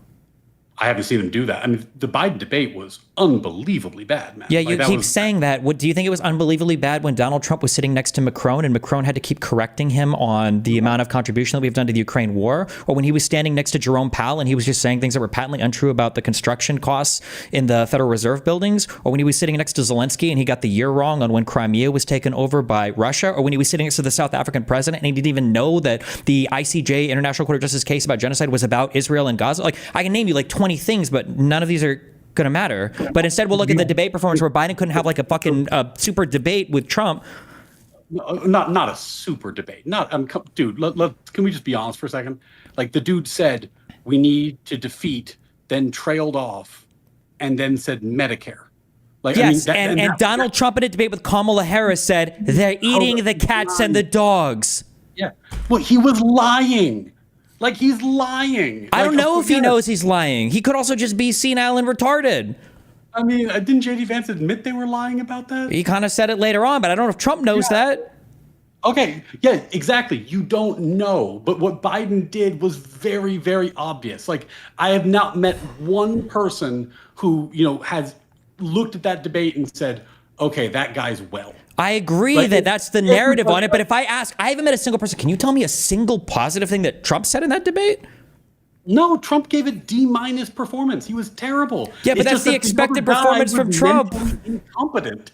And the point is that he was mentally incompetent and had been for a while, and that we were told he was sharp as a tack. And we were told that by the people that now wanted our vote and wanted it without a primary for that candidate. I'm looking at Donald Trump sat at a desk with a piece of paper with the guy, Abrego Garcia, thinking that MS-13, that those were real tattoos. Like, there's a million of these things that happens with Trump. And for Biden, could it really not be the case that Biden was just like mentally, he's a 90 fucking year old dude, that he was mentally whatever that night and he just had a horrible fucking debate performance? Is that impossible? I mean, it's not impossible if you're talking about like logical possibility. It does not seem to comport with the available information. And I think that let me put this another way. Mm-hmm. You don't think that this was a thing that caused a lot of distrust on the Democratic side, and that people were looking at that and saying like, you know what, like, yes, I think it caused a big issue. I think it caused. That was a colossal fuck up. I think that it was a big issue, but it was a big issue because conservatives were successful in making it a big issue. Yes. Okay, so if conservatives had laid off a bit, you think that was fine? It would have been a cringy performance, and in 3 days we would have gone to the next thing. And my evidence for that is every single thing that's happened in this current administration. I think Trump's political resilience is It's not just Trump, it's the whole conservative media apparatus. How many years did we have to hear about Hillary's emails? And then how many days did that Signal Group thing get play in the media before we moved on to the next thing? I mean, yeah, I think I think we're seeing that play out right now with the Epstein stuff, right? Like, Trump is many things. One of the things he's very good at is media strategy. No, he's not. It's the conservatives that cover for him. He just lies over and over again, and everyone else in the conservative movement is willing to give him cover for it. Like, setting morality aside, because I think I've already said that like I'm opposed to this on many levels, but you don't think that the timing of the we got to investigate Obama thing is Epstein related? Yeah, of course. Of course they're trying to, and it's related because it's media strategy. Right? Like that's the point. Yeah, but it only works because all the rest of the Republicans will bite. That's the whole point. So there's an apparatus. He understands how to wield the apparatus. I was saying I was not making a moral point. I was saying he is very good at operating the media. This is a skill set of his. He's extraordinarily good at it. But that's to say you're giving credit for something where there's no credit is good. Do you watch Game of Thrones? It's like saying that Joffrey was really good at having people killed. He was the king, of course. It's like when you make a joke about dead kids and I go, shit, that's a fucked up thing to say, but Destiny's pretty good at media strategy. Like, I disagree with the thing you said, but I get why you said it. Like, it's a thing. Like, there is a reward. But it's a different. I'm just saying that Donald Trump is the president of the United States. I'm just like on YouTube. I'm just saying that the only reason that Donald Trump stuff works is because everybody else in the conservative movement is willing to be lockstep to carry that message for him. Look, man, it's hilarious to me that I have not argued that this was moral. I'm not making a moral prescription here. I'm saying just in terms of reptilian brain media strategy, it's the same move. I want to get some attention. There's a way to do that. And one of the ways to do that is to do something kind of batshit that people are going to comment on. And he's really good at that. And it's not like... Yeah, but the difference is that when Donald... In fact, you do it because it works. No, but it doesn't work as well for me. That's why I'm fighting against half the fucking universe, including all my people, when I do it. Donald Trump, meanwhile, can have the support for fucking everybody that he fucking wants. Yeah, and there's two main reasons for that, which I think we've talked about. One, he's pretty good at this shit. It's his lifetime achievement. Two, the Democratic base is not cohesive in the same way. It just isn't. And this is a thing. I feel like Glenn Lowry and Jordan Peterson and a bunch of the more intellectual conservative type people were predicting years ago, which is that the right wing base has kind of a, honestly, it's more cohesive demographically. And when it turns into a mud fight, there's a real risk that some very bad people rise to prominence, which I think has been borne out, because in a mud fight, they're going to coalesce, and they coalesce better than the Democrats do. And I think I think that prediction's kind of been borne out in our politics of late. Yeah, I mean, I think you're just describing a cult. I agree that obviously they have more cohesiveness, but I think the frustrating thing is that one of those, because I'll argue with people who, you're telling me, it seems you agree that there is some massive cohesiveness there, but then you don't agree that the reason why a lot of Americans feel a certain way about certain things is because that's what the cult is showing them. And I think that... No. I think that what happened with Trump is that for a long time, the Democrats were very, very successful using tools like identity politics and using them in national elections. And it worked. It worked successfully. John McCain was a racist. Mitt Romney was a sexist. These are things that were effective. They were effective political attacks. And then what ended up happening is, instead of running like a Romney or a McCain, which would be my preference for who would be run, to be honest, they found somebody who just doesn't give a shit about being called racist. Wait, hold on. I'm sorry. My mind is getting exploded. Okay, I'm 36. Okay, so maybe I don't remember things. You're saying that Romney and McCain's biggest issues were attacks from the left? I feel like the Republicans had a lot of issues coalescing around these. For Romney, religion was a huge motivating factor for why people didn't like him as much. For McCain, that pick from Palin was totally out of left field. And I think a lot of people were worried that McCain wasn't quite the warrior that the Republicans were looking for at that moment in time, especially given how much hype there was around Obama. I don't think it was the Democrats that necessarily buried either of those two people. I feel like a lot of that was... I don't think we need to make a causal 100% type argument here. I'm merely pointing out that the Republicans were running kind of like gentleman type candidates, and that did not insulate them from attacks on, the grounds of being racist or sexist. It did not work, and it was not electorally rewarded. And the Republicans eventually, and it wasn't like their machine picked him. He broke their fucking machine and took it over. But they coalesced around somebody who was willing to just say, yeah, fuck it, I don't care. Right. And the problem is that when you find somebody who's when they're called a racist or a sexist, their first reaction is, fuck it, I don't care. That's probably not the best person. Like, honestly, like that is not, like, if you're somebody with a conscience, your first reaction is to be like, oh shit, that I can't believe they just said that about me. That's terrible. What happened? Right. And I think that this is where we ended up. I'm not saying it's like the Democrats caused the whole thing. But I just don't think like the issues. I don't think that a Trump-like candidate would have any success on the Democratic side because they're not as primed to be like satanic hellspawn up and down through. Like, we don't have a Comer, we don't have a Jim Jordan, we don't have a McCarthy, we don't have a Mike Johnson. These types of people that would be willing to play. It would not work. It would not work. But I think my whole issue is back to the prisoner's dilemma that I opened with. That's an unwinnable atmosphere then. You can't, if the other side is willing to engage in such unbelievably degenerate and deplorable tactics to win, it's just hopeless. You're completely fucked at that point, I think.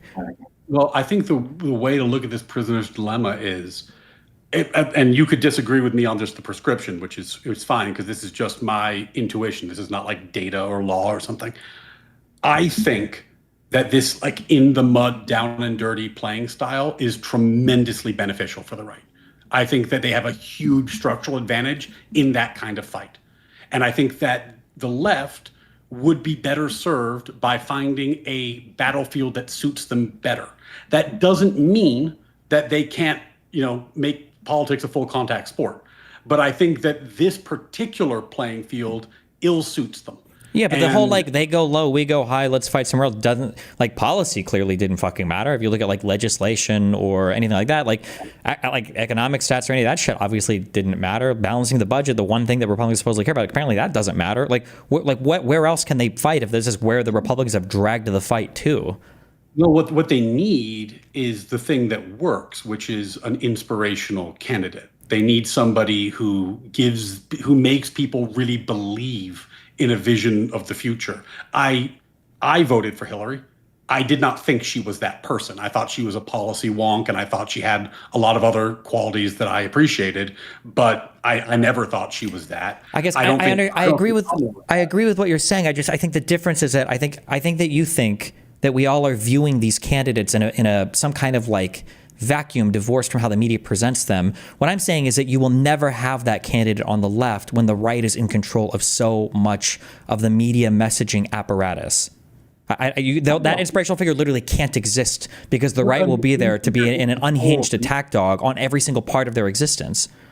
When you say in control of the media apparatus, you mean like alt media? You mean Fox? All of it. I mean that they set obviously the talking points are controlled from the alternative and the right-wing media, but they've also mind-fucked liberals into being afraid of going after Republicans on points because they don't want to be seen as having Trump derangement syndrome, and they want to be better liberals than the other liberals. That's why you have like Jake Tapper making books on fucking Joe Biden or whatever other retarded shit that they're doing to prove that they're actually not, totally taken in by the left and they're unbiased, fair reporters.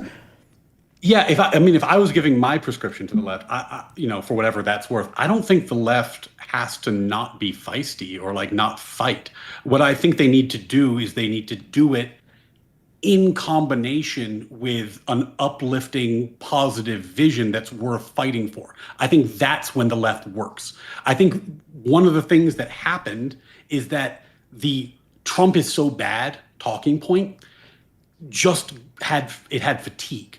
Fatigue set in after all the time and all the investigations and all the hearings and all the court cases. And people started saying, like, God, you talk about Trump so much, but I don't feel like you're giving me the same, like, yes, we can that Obama did, or the same just like general, that's a good guy and he can get it done that Bill Clinton did. I think that was missing. And if you have that, then you can do all kinds of feisty shit and link back to that. And I think that works on the left. I don't Okay, think let's shift. rival negativity works. Sure. Okay. So let's shift. Okay. There's another thing that happens in these conversations I noticed. So everybody on the left is treated like a human being with agency. And then people on the right are treated as, I guess, like permanently cognitively deficient, like 15-year-olds that can only vote in one way.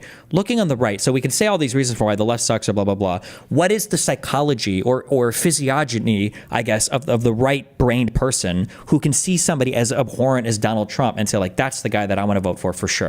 Can we do this without blaming the left or blaming some part of whatever on the left media apparatus or a random article? Like, what is it? What is the draw over there? Because for all this like soul searching the left is supposed to do, Donald Trump lost in 2020. The soul searching they did was absolutely zero. They doubled down exactly on everything that Trump did and said, we're just going to do the same shit even more. And then they won the election. So like, what's working on the right for them that's so good?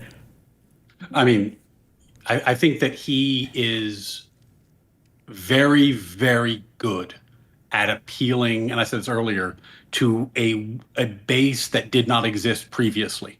And that gives him it gave him the ability to smash the Republican machine and reforge it in his image. He appeals to all Republicans. I don't know why you mean this. I don't know why you're saying this. Donald Trump has like a 90% approval rating with all Republicans. I'm talking about when he broke through in 2016. We're not talking about 2016. We're talking about 2024. He won that election. Okay, so he breaks through and he reformed the political machine around himself, right? And he proved an electoral way forward.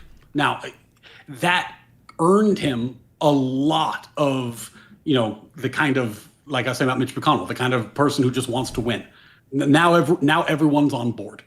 Like, that's, I think, how this happened. I don't know. It doesn't, but even that explanation doesn't make sense. Electorally, he's a loser. Like, there were more bullet ballot votes for Trump than I think any recent conservative candidate, where people weren't even voting down ballot. They just wanted to vote for Trump. And the midterms have been disastrous under Trump. The upcoming midterms are probably going to be disastrous under Trump. They didn't get the red wave under Biden that they wanted. The midterms for Trump 1 didn't go very well. The special election candidates that he endorsed were all some were so disastrous. He had to kick Biden out of his fucking White House over the whole Roy Moore shit. Like, Trump's not even a winner electorally. He wins his one singular election, and then that's it. Like, he lost when he got Elon to go to Wisconsin and try to get their Supreme Court person elected, they got fucked there. Like, so even electorally, it's just, why were the Republicans so primed? I can maybe I'll let it slide in 2016, but in 2024, how?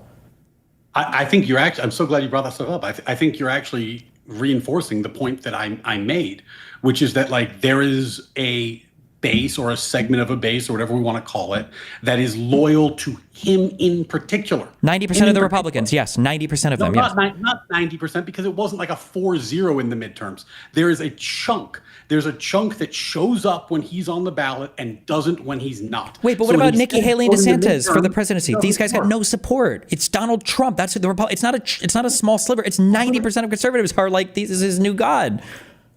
I think that the examples you brought up are exactly pointing to the contrary. Like, they lost. They didn't lose 90-4 or 96-4. They lost because there's a chunk of voters that don't show up when he's not on the ballot, and that changes the math. Well, sure. I'm just saying for the election for the base. I'm just saying for 2024, like, Nikki Haley and DeSantis were non-factor. Trump didn't even debate them. He was like, "Fuck this." He didn't even have to. So I'm just curious, how is it that in 2024, how was he so powerful that he came back after everything from 2020 onwards, those 2 years after, with all Jan 6 and all that? He came back afterwards. He still had the undying, unwavering support and devotion of the vast majority of the Republican Party. How? Well, I mean, he did. Well, there's a number of factors there that played in, and I don't want to give them like a weight or an order, because I think they all mattered.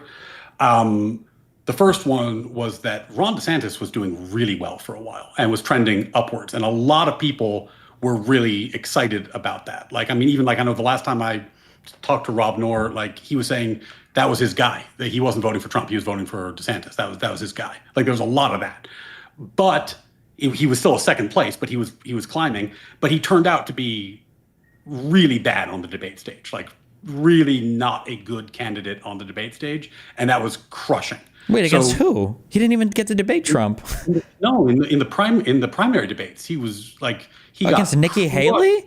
Yeah, she was much better than him. Vivek was better than him. Sure, but Nikki Haley and Vivek didn't pick up any voters. It's not like they were threats to Trump. Yeah, the people switched from DeSantis to Trump. Simultaneously, you had the court cases against Trump, which gave him like a huge boost. I mean, if you look at the timeline, when he started really taking off, it was when those indictments came Why didn't the out. cases help Joe Biden, or why didn't the cases help Hillary Clinton? Because the bases are different. They're different people. I agree with you, but I'm saying the Republicans are worse people. These are bad humans. This is why I said demonic earlier. Like if that's the excuse that it's just different people, that's why this side can have like Satan and the other side has to have literally Jesus Christ. Well, it's just different people. That's what I'm saying is that's an unworkable political system. You can't. There's no future there. Well, I mean, I think that if your point is that the bases are very different, then that supports my point that the bases should use different strategies. I'm not saying the bases are different. I'm saying one base is evil and will support evil, and the other base is not supporting evil. That's not just different. That's unworkable. It's an unworkable thing. The thing about this is that level of hyperbole supports like fucking any conclusion. Like if you were talking to like the craziest goddamn tanky. I'm sorry, hold on. In what world is Donald Trump not evil? Tell me why I can't use that word to explain him. Okay, so you're gonna take the position that Trump is like ontologically evil, and therefore anything that is done to defeat him is good. I'm not saying he's ontologically evil. I'm saying his actions. He does evil actions. I don't think he was born that way. He just became a piece of shit through his life. I'm saying, how is Donald Trump not evil? How is he not an evil person? I mean, you don't think that there are people who want the policy things that he's done? There are people who think deportations are a good idea. I'm sure there are some, but I'm saying that Donald Trump himself is an evil person. Donald Trump is an evil person. He is an evil individual in a way that no other politician, even on the Republican side, seems to be, and on the Democrat side that I can find. Yeah, he seems to be an evil person. Okay, so you're saying like he lacks moral character. That's the point you're making. Or he's immoral, sure, yes. Yeah, he's an immoral person. Okay, so what? Like, because he's immoral, your prescription is the Democrats should do something. I'm saying that the thing you are describing will not work. So if you thought he was evil, you still shouldn't do the thing I'm describing if I'm right, because it won't work. So what's your point? My point is back to the beginning. If one side is willing to support evil to achieve or effect their ends, and the other side isn't, that's a fight you're always going to lose. I mean, I think that what you're doing is that you're creating a dead end, and then there's no solution. So if in your world where 50% of the country, give or take, is evil and supports an evil man, like what would be the way forward in that situation? But so Civil War 2.0, I guess, right? Or we just watch our shit get fucking bled away into nothingness. Yeah. And I really, really fucking hope you're wrong. Because if your opposed solution is Civil War 2.0, that's a goddamn bummer. So I'm going to bet on a different horse, because that seems like a shitty way forward.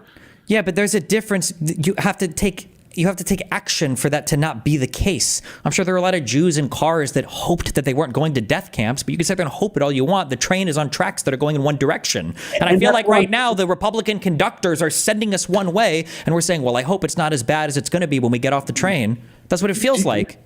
Do you understand how crazy this fucking conversation sounds from my perspective? I'm not sure. Like, hold on, stop. No, wait. Hold on. I just want to be clear. You've conceded every single point on my contentions with Trump through this. I have said over and over again, if you want to argue this on any point I can, do you think that it's unfair for me to say that Donald Trump is an evil person compared to Joe Biden, Hillary Clinton, Barack Obama, that Donald Trump is evil and that the Republicans have a higher capacity for supporting evil than the Democratic side does? If you disagree with that, or you can agree with that, and you say, yeah, okay, Republicans will support evil. If you disagree, give me one category, and I will argue it out as much as you want, I promise. Any category.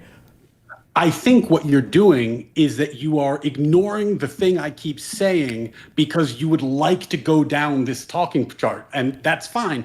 But what I'm saying is, if you think that this is evil, and if you think it needs to be defeated, why would you engage in a tactic that does not appear to work? That's the point I'm making. I'm saying that if you think that these people are evil, why would you engage in a battlefield of their choosing where they have a structural advantage? What is the benefit of that? I don't know. That's what I'm asking you. You can't, because that is the battlefield. It's the battlefield because the Democrats can put up terrible candidates against You can him. say, they're terrible because they're not evil. That's the problem. No, it's like me having a debate with Tim Pool, and I study so hard for the debate, and Tim Pool shows up with a machine gun and kills me, and you're like, why didn't you come with a better debater? It's like, fuck no, I needed to bring a fucking machine gun. I mean, I think that Hillary Clinton and Kamala Harris were weak candidates. They were weak. There's a lot of reasons for that, and some of that is hindsight. They were weak candidates. Biden was a stronger candidate. You can say that Hillary and Kamala were weak candidates. We can run it down. You're not going to be able to find a single point that they were weak on that wasn't just directly related to conservative media messaging. Both were infinitely more qualified. Both were infinitely more intelligent. Both of them had better government records. Like that, in every single conceivable way, Kamala and Hillary destroy Donald Trump. And even being able to point to countries on a map, these guys were better. And if elections were a civics test, that would be a great point, but it's a popularity contest, and they're weak candidates. I understand that. They're not weak candidates. They were just easy to attack because qualified and incredibly smart, and I voted for her because I like those qualities, but she's incredibly unlikable, and elections are popularity contests. Unlikable? You say unlikable. You think that Hillary Clinton and Kamala were incredibly unlikable? Do you understand the irony in saying that when Donald Trump is the most unpopular president in all of U.S. history?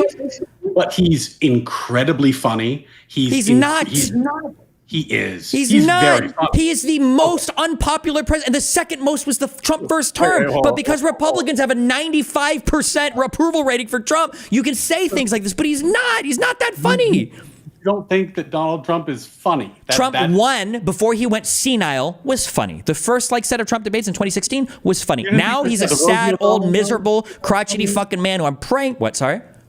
Meatball Ron? You didn't think that was funny? No, I think it's funny in a way that, like, if you're looking at like a fallen hero whose mind is halfway rotted out of his fucking brain, it can be funny. But no, I don't think nicknames for other political people are the apex of humor.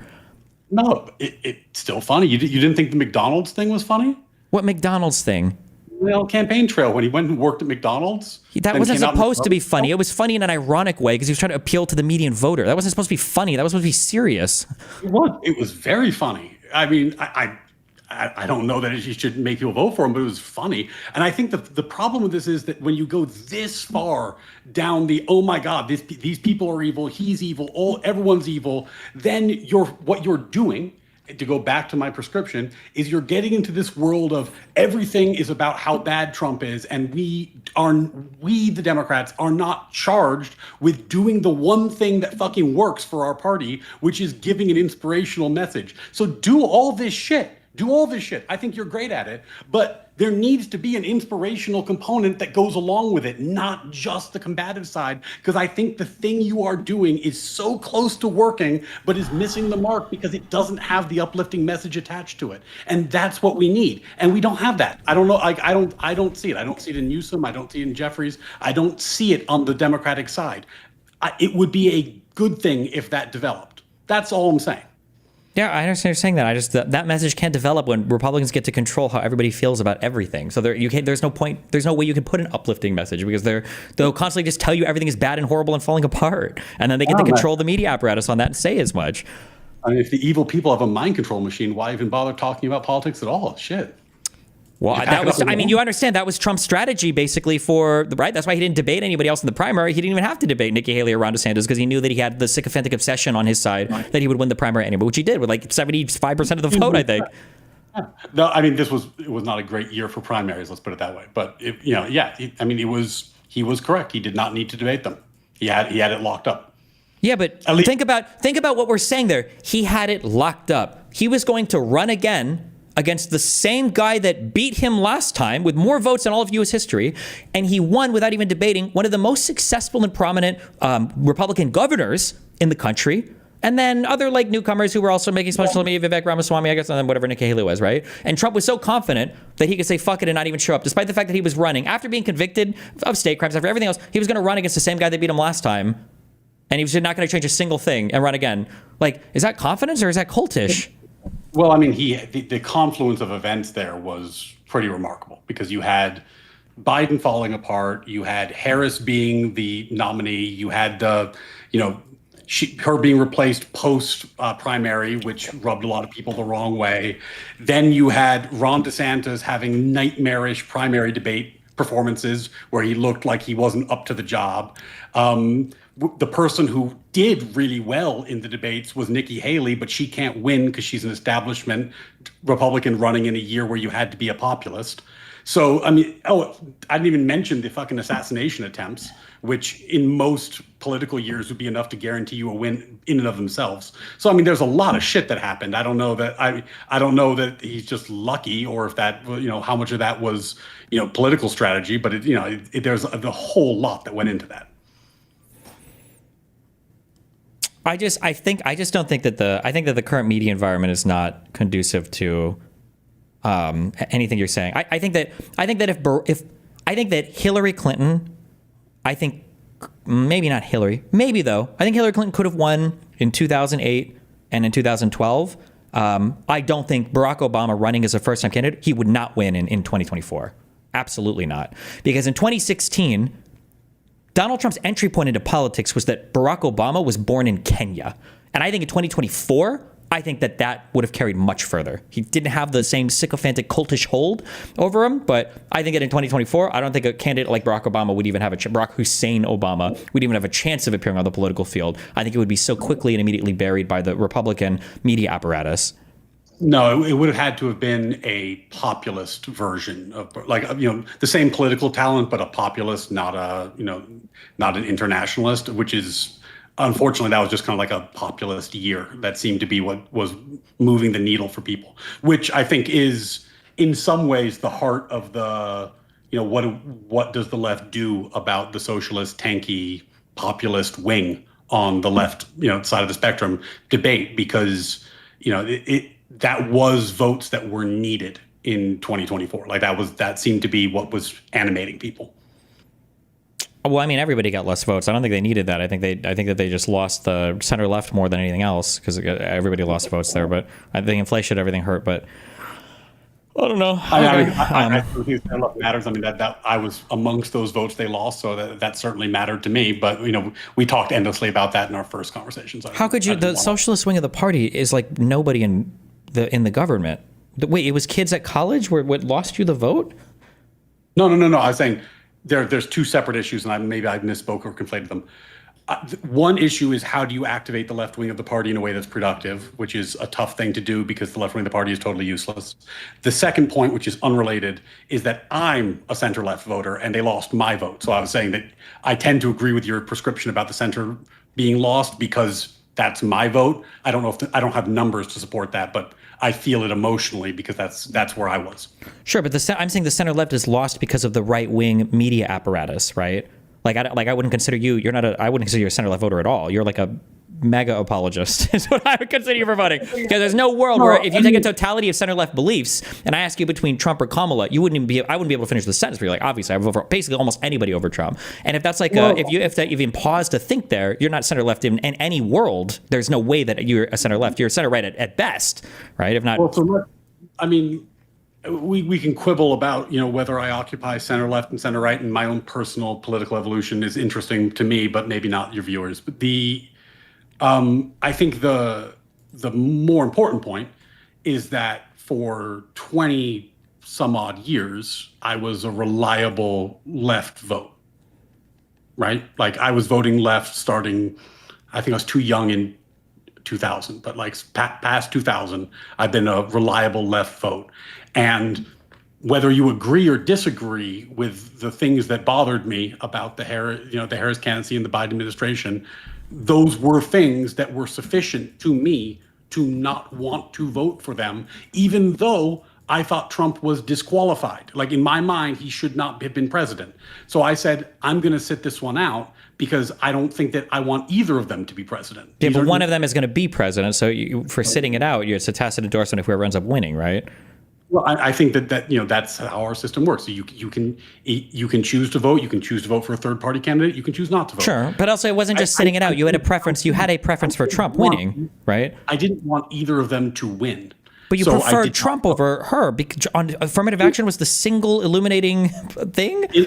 In a gun to my head scenario, yeah, I preferred him because I thought that she was not going to do anything useful about the border. I thought she was going to take the opportunity to appoint Supreme Court justices I would disagree with because of affirmative action, because of what I consider to be woke overreach. And, we put that in that bucket if that makes you feel better about it. There were a number of issues where I thought that she was going to cover up Biden's health, which we've talked about. So I think all of that is fine. I think it's fair. You're just a conservative, though, right? You wanted strong border, crazy deportation shit. You dramatically opposed affirmative action. You support this court, which is insane. The court is insane. So you're just like a conservative. It's a conservative position, right? I'm an originalist, so of course I like an originalist court. That's not That might be fine that you're an originalist and you like an originalist court. This is not an originalist court, though, so that has nothing to do with this Supreme Court. They absolutely are an originalist court. How? In what sense? I mean, we did a whole debate on actually we didn't do originalism. We did the pardons. No, we did immunity. Sorry, we did immunity. In what world where we've invented criminal immunity for the president is this an originalist court? There's a whole new wholesale cloth fabrication of categories for presidential actions to prevent the president from being convicted of a crime. I think this is a misstatement of actually just a misstatement. It doesn't work in a number of ways. I think the first question that you ask when you're asking an originalist framework is, can we resolve this? Like, can we know what was meant by various provisions? And they did look at the structure of the Constitution. And as we went through, and people can look at this, we talked about it for hours, they looked at the meaning of those and then asked, what does that mean for the structure of the Constitution? There's nothing about that's inherently unoriginalist. It's exactly the sort of analysis that you would look towards. Originalism is not as shallow an inquiry as I think you're making it out to be. My understanding is that back in the 1700s, there were crimes and criminal things, and if you wanted the president to be immune from criminal things, you would probably just write it down. There is absolutely nothing in the founding documents. There's absolutely nothing written at the time from any of the founding fathers. There's a reason why Roberts and the rest of the fucking clowns on the bench relied on Nixon v. Fitzgerald to try to fabricate this concept of criminal immunity from a civil immunity case, where the judges on that case said that there would obviously be no criminal protections. There's no way that you can say there's an originalist reading of any part of the Constitution that would imply the president of the United States, founded in a country revolting against a king, would want to make the president of the United States immune against crime with wholly new fabricated buckets of actions. So if we're going to do this again, first, there is when you're doing an originalist analysis, there are going to be areas where you don't get the cleanest original meaning, right? And the reason is because there are things that are just very different. Like, for example, there was no federal police force who would have been charging the president with crimes at the time of ratification. So there's just some big structural differences. So what they did is they looked at the structure of the Constitution and looked at what that implies. What is the meaning of that? So I know we've gone through this already, so in case I'm boring you, I'm sorry. You look at the pardon power, for example, and you ask, well, could Congress criminalize the president's use of the pardon power? The answer is no, they couldn't, because it's a core and exclusive power. Hold on, wait, I'm so sorry. I just have to ask. You said there was no concept of a federal police? At the time of ratification? What the fuck was the point of the federal government? How would the executive have enforced any power from the Congress without any kind of federal enforcement? The federal government was much, much smaller at the time of ratification. I'm asking, if the Congress passes a law, you're telling me that effectively the executive branch had no teeth? I thought that all we heard in that immunity case was a vigorous executive. How do we have a vigorous executive with no police or ability to enforce laws? The FBI didn't exist, right? I didn't say the FBI is not the only thing, right? Yeah, I've not done a survey of every agency or actor in the federal system at that time. I am unaware, and if anyone in chat knows and could point me to something that'd be helpful, but I am unaware of any like equivalency of the FBI or like the modern DOJ in that era. I think that at that point, the president's powers domestically were much, much smaller than they are today. They were like it would be the barest fraction of what they are today. Yeah, but how would the feds have enforced literally anything if they had no? What was the enforcement mechanism for the executive? I'm not positive actually, but the most of the like domestic law was very, very minor. Like for example, back then interstate commerce meant interstate commerce, so you couldn't pass a law that affected the economy of a state that was just inside the state. So like they could say if there's a federal law that says, okay, you can't require a passport or documents to travel between states, but they couldn't, for example, pass a law that says, you can't grow this much corn. Like it had to, it was like the federal government had very limited domestic powers at the time of ratification. It was only later when the Commerce Clause got extended that the federal government started to have the power to really control most state policy. Okay, even if I grant that the U.S. Marshals were founded in 1789, okay, obviously there's going to be some form of federal enforcement but even ignoring, no, I wouldn't ignore that. Even if you want to say this, in what part does that imply? What were Marshals doing in 1789? I'm forcing something federally, I guess. Okay, we can look it up later. We could be talking about like state, I guess, prosecution or whatever as well, though. Like states could investigate the president. Like what part of the founding of this country would ever give anybody the implication or the idea that the president of the United States was supposed to be immune from any kind of criminal prosecution? The Constitution does not give Congress the power to criminalize the president's use of the pardon. You would agree with that? It's a core and exclusive power of the president, right? Like Congress could not pass a law that says the president cannot issue a pardon. I would agree with that. Yes. Yes. And Congress could not pass a law that says if the president does issue a pardon, we can prosecute him. If that was simply the text, yes, but. Yeah, and in fact, and this is the point that the court was making when they ruled on immunity, Congress can't pass a law that implicates the pardon power because the pardon power is outside their jurisdiction. For example, they can't pass a law that says there is no federal business done on Wednesdays, and if federal business is done on Wednesdays, we can charge you with the crime. And if the president does a pardon on Wednesdays, they can't charge him with the crime because his pardon power is outside of their jurisdiction. They have limited authority, and that is not within their authority. That's fine that it's not within their authority, but there are plenty of things that can be outside of the authority that can still implicate you in other crimes. For instance, I can say, I hate you and I wish I could kill you, and that wouldn't be a crime. But if I said that, and then I made a plan with a person to do it, and then I went to a store and I buy something, and I start driving to your house, I can be implicated in a conspiracy to murder. Now, it's not a crime for me to go to a store and buy a chainsaw. It's not a crime for me to talk about wanting to kill you. But if I start doing these things in conjunction with other things, I can be charged with a criminal conspiracy to commit a crime. But that doesn't, so the pardon, we're not talking about Congress criminalizing the actions themselves, but rather criminalizing illegal conduct. Rather than, you're trying to make this argument that we're saying that the immunity thing was just a good faith interpretation of the Constitution to protect the president's core powers. But that's not true. The immunity ruling was actually the way for the president to extend his core powers in a way that makes him immune from crime. Rather than saying we shouldn't make it illegal for the president to pardon people, we've said that we shouldn't make it illegal for the president to murder somebody as long as it's done in conjunction with the pardon power. And there is absolutely nothing in the founding doctrine of this country, which is why this court relied so heavily on that Fitzgerald case in order to make this argument. There was no founding father implication of criminal immunity for the president. There was no early congressional support for this concept anywhere. The key case I'm relying on is not Nixon, it's Youngstown Steel. But and Youngstown Steel was the case that announced this analysis, which is that when you're asking whether the president has authority to do something, you ask whether he's doing something that's within his core and exclusive powers, whether he's doing something that is concurrent with Congress, and if it's concurrent with Congress, whether he has their approval or disapproval. So Youngstown was still related to civil stuff, though. None of this implied at any point implied criminal immunity ever. Nobody has this in the whole of the United States, like foreign ambassadors.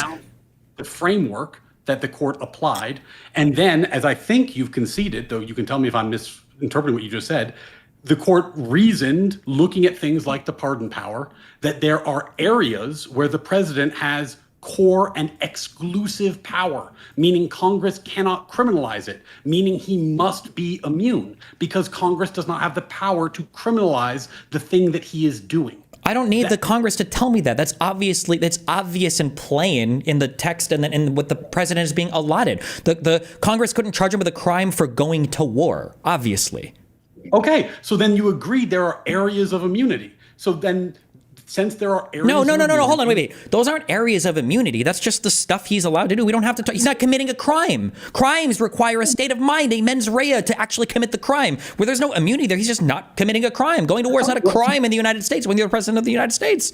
Congress passed a law that said it is illegal for the president to declare war on Venezuela, and then he did declare war on Venezuela. That law would be unconstitutional. The law would be unconstitutional, but not because it's criminalizing the president's behavior, but because it's in conflict with the Constitution. They would need an amendment to get rid of the president's power to declare war. Power to criminalize that behavior.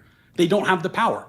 That's the argument. That's why there's immunity, because if you are criminalizing that behavior, it is unconstitutional. So nobody's trying to criminalize the behaviors of the president, though. Nobody's saying that you can criminalize his ability to pardon. That's never been part of the conversation. Yeah, but so then once you've established that there is a core area of immunity, which I think we have agreed. We don't agree on that. You're just saying, like, let's say that a teacher has the ability to issue a detention to a student, right? Like, you go to class, you're late to class, and the teacher has the ability to issue you a detention. And let's say that a student says, oh, like, I don't think the teacher should be able to give me a detention. I think that if the teacher gives me a detention, he should be fired or whatever. You wouldn't ask the principal to pass a bylaw or something saying that, like, teachers are actually not allowed to be fired if they issue a detention. Like, no, that's not, you wouldn't, they have the ability to issue detentions. The concept of firing them for doing a detention doesn't even make sense. There's no world where you would need that protection. Much like if the president has the ability written in the Constitution to do a particular thing, he doesn't need criminal immunity because he's not committing a crime. If we speak of crimes, we're talking about federal statutes. We're talking about things that we can cite in the U.S. Code that says this is a crime. The president's not committing a crime when he's doing his job, so he doesn't need protection against crimes to do his job. Let's say that there is a vague criminal statute, which we've had several of in the course of our history, that you can charge a lot of different behavior under, and we can make up the details. It doesn't really matter. And then they use that statute to charge the president with a crime for issuing a pardon. Do you think he should be able to be prosecuted for that?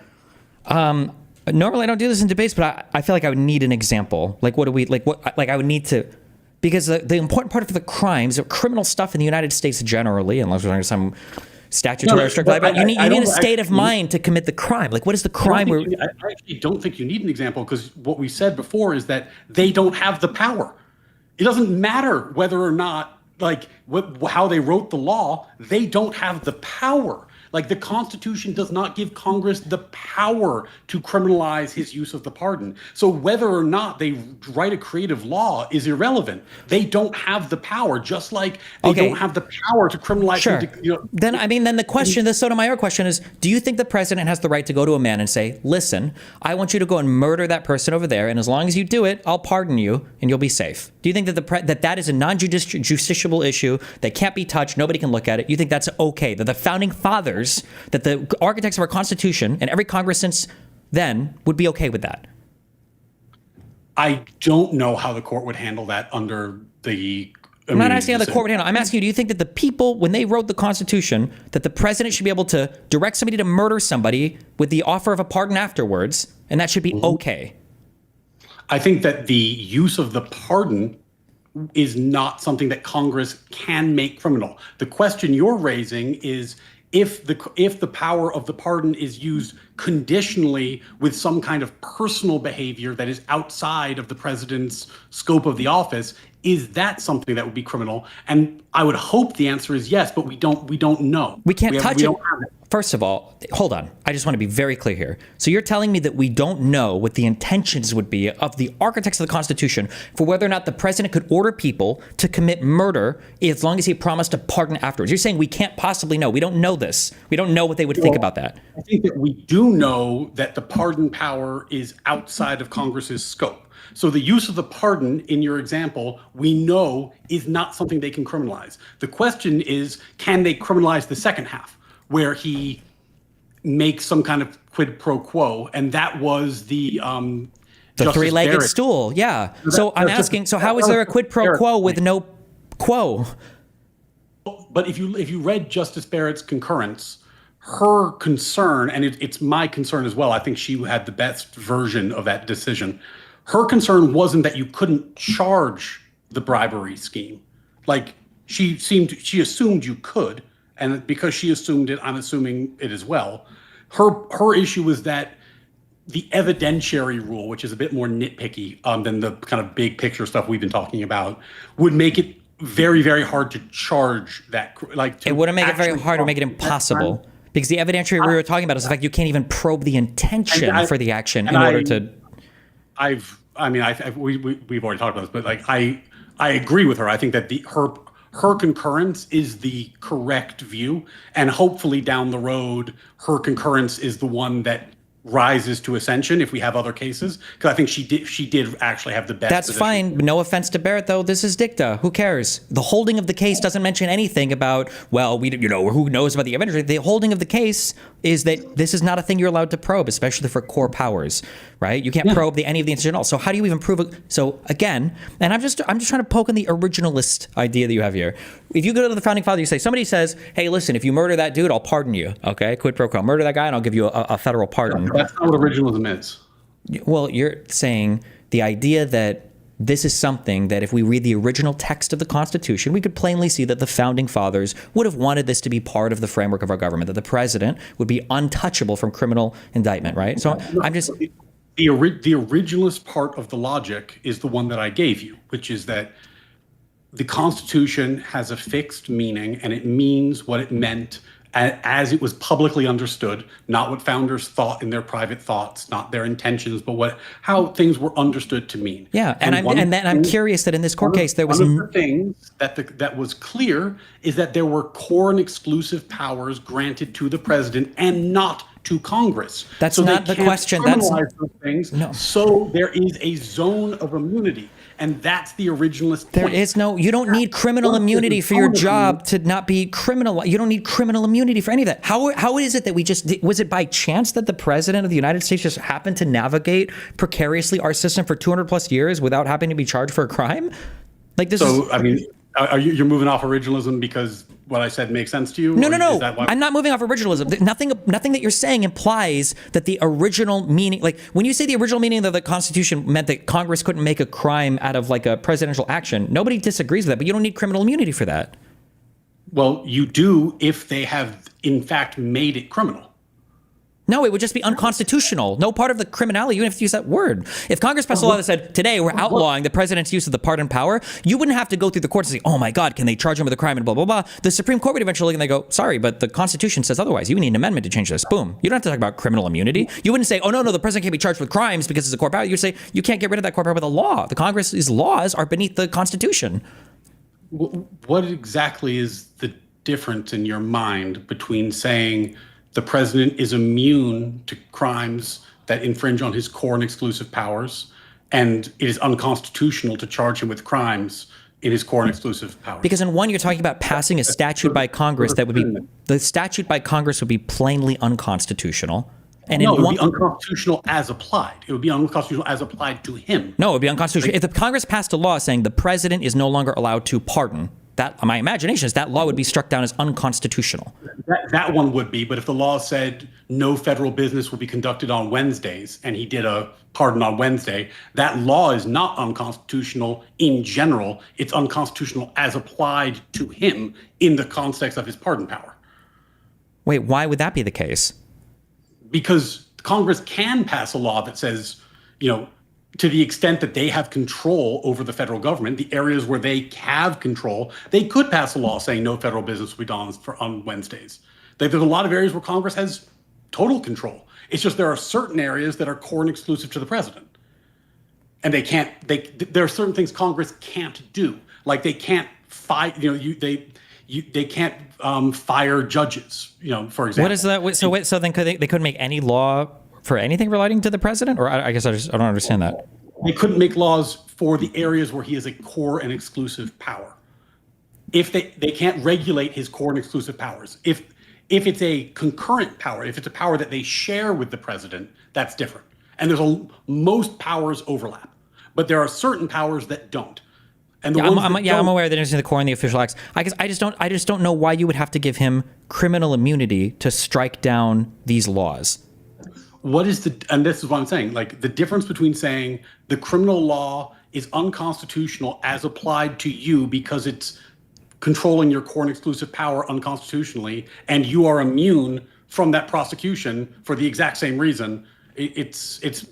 The immunity is basically the same thing. It's just making clear what your point was. That I don't think the reason why I don't think it's necessarily the same thing is because the laws that Donald Trump was being charged for violating weren't like laws trying to necessarily limit his presidential power, but obviously they were in conjunction with his presidential powers because he was the president when he was committing the crimes.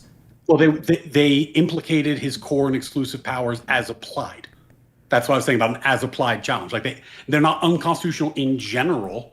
There's a lot of laws that are constitutional in general, but are unconstitutional in specific circumstances. Why did Ford pardon Nixon? Because he was a wise man. But Nixon could have never been charged with any crimes. Is that the assumption that we...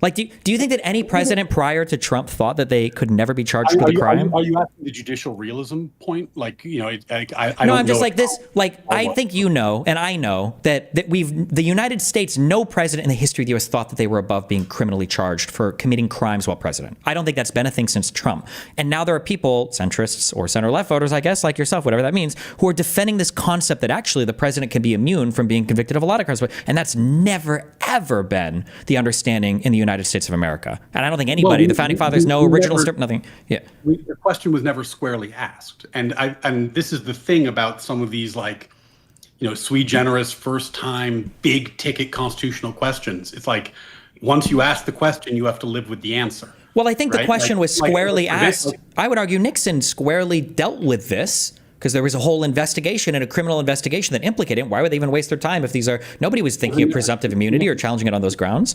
It never got to the court. He was pardoned. It never got that far. Sure, but I mean, why would you even bother investigating if you didn't think it could go anywhere? And nobody had this, nobody in the government, nobody in the courts, nobody was putting up this argument. Nobody had the assumption that, the president, you can't even be charged with a crime. Who cares, right?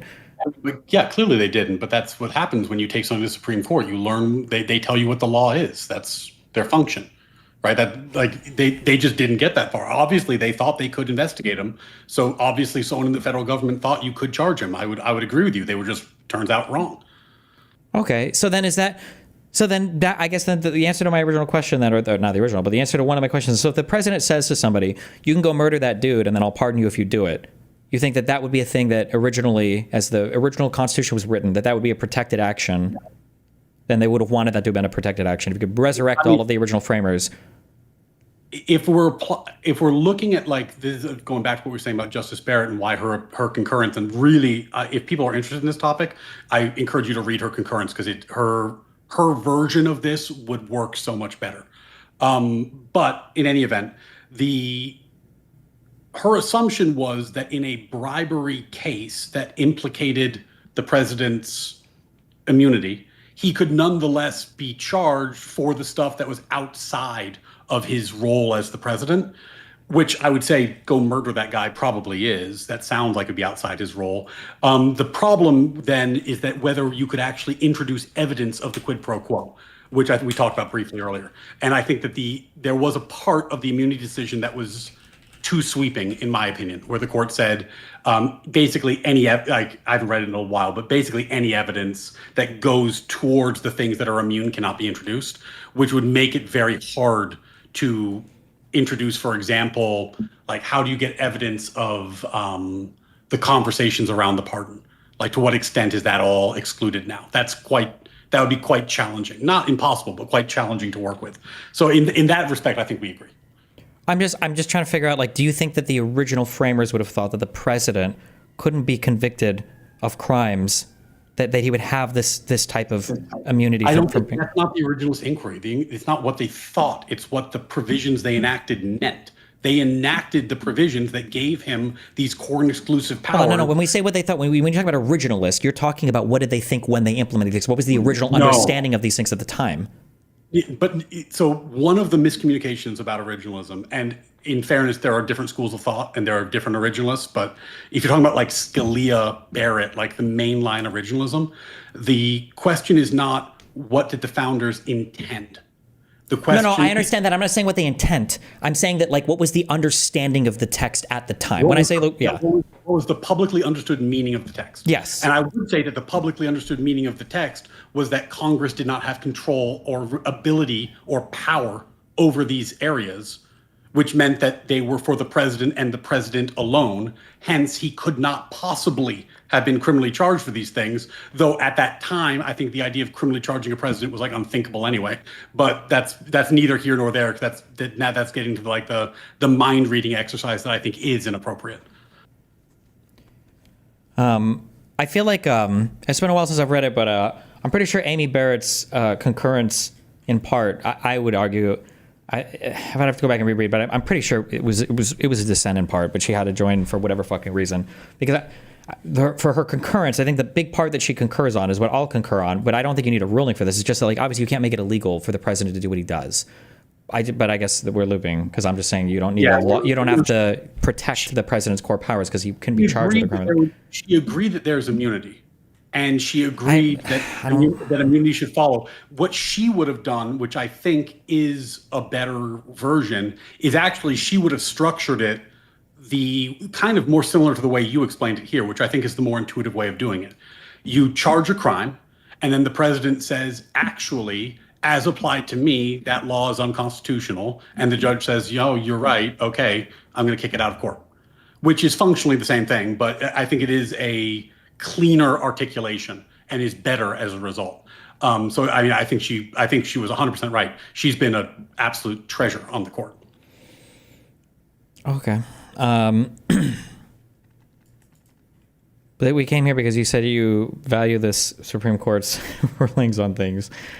Yeah, I think that. I mean, you can't be surprised by that. Like there's a lot of stuff where the Supreme Court has rulings that have been down the middle, solid originalist rulings. And if you are an originalist, that's a good thing. They are the branch of government that appears to be working right now. So, thank God for that. I'm guessing you agree with the elimination of basically injunctions against behavior. That was a tough one for me. That was a tough one for me because the thing about originalism and just like good judging, honestly, just good legal reasoning, that is very, very hard, and I fell victim to this, is that you're really not supposed to be outcome oriented. Your question should be like, what does the law say? What is the Constitution say? Not what do I think my policy preferences are. And I was talking to Pisco about this because before it happened, and I was saying like, God, I kind of hope they find a way to keep them. They cause a lot of problems, but it seems like it's useful. And I read Justice Barrett's decision, and she correctly pointed out that the policy issues don't matter. Like, the court isn't there to decide policy. The court is there to decide, was the judiciary given this power? I'm just curious, does it bother you when you say, so I agree with you actually fully there, that the Supreme Court shouldn't be trying to, like, the Supreme Court should not be utilitarian, right, in its rulings, right? Does it bother you that for the big, it feels like a really big argument they leaned on for striking the Section 3 of the 14th Amendment, a really big argument they leaned on is that it would create a patchwork of enforcement amongst the states for whether or not to include a president on the ballot.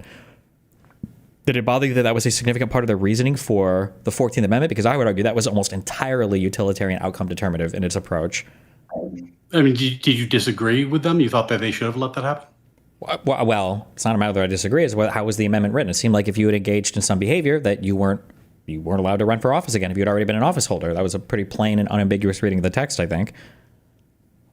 Yeah, I think that that's an interesting question. I haven't read that in a long time, so I'm gonna need to read it again. I don't want to go too much out on a limb.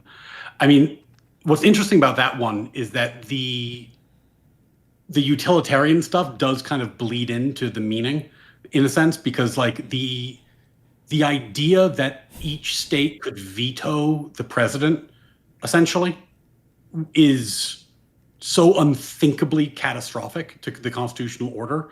It's difficult for me to imagine that anyone understood that provision to mean that. But I really would need to look at that again. I haven't read that in months. So I don't want to speculate, because that I might just be putting words in their mouth.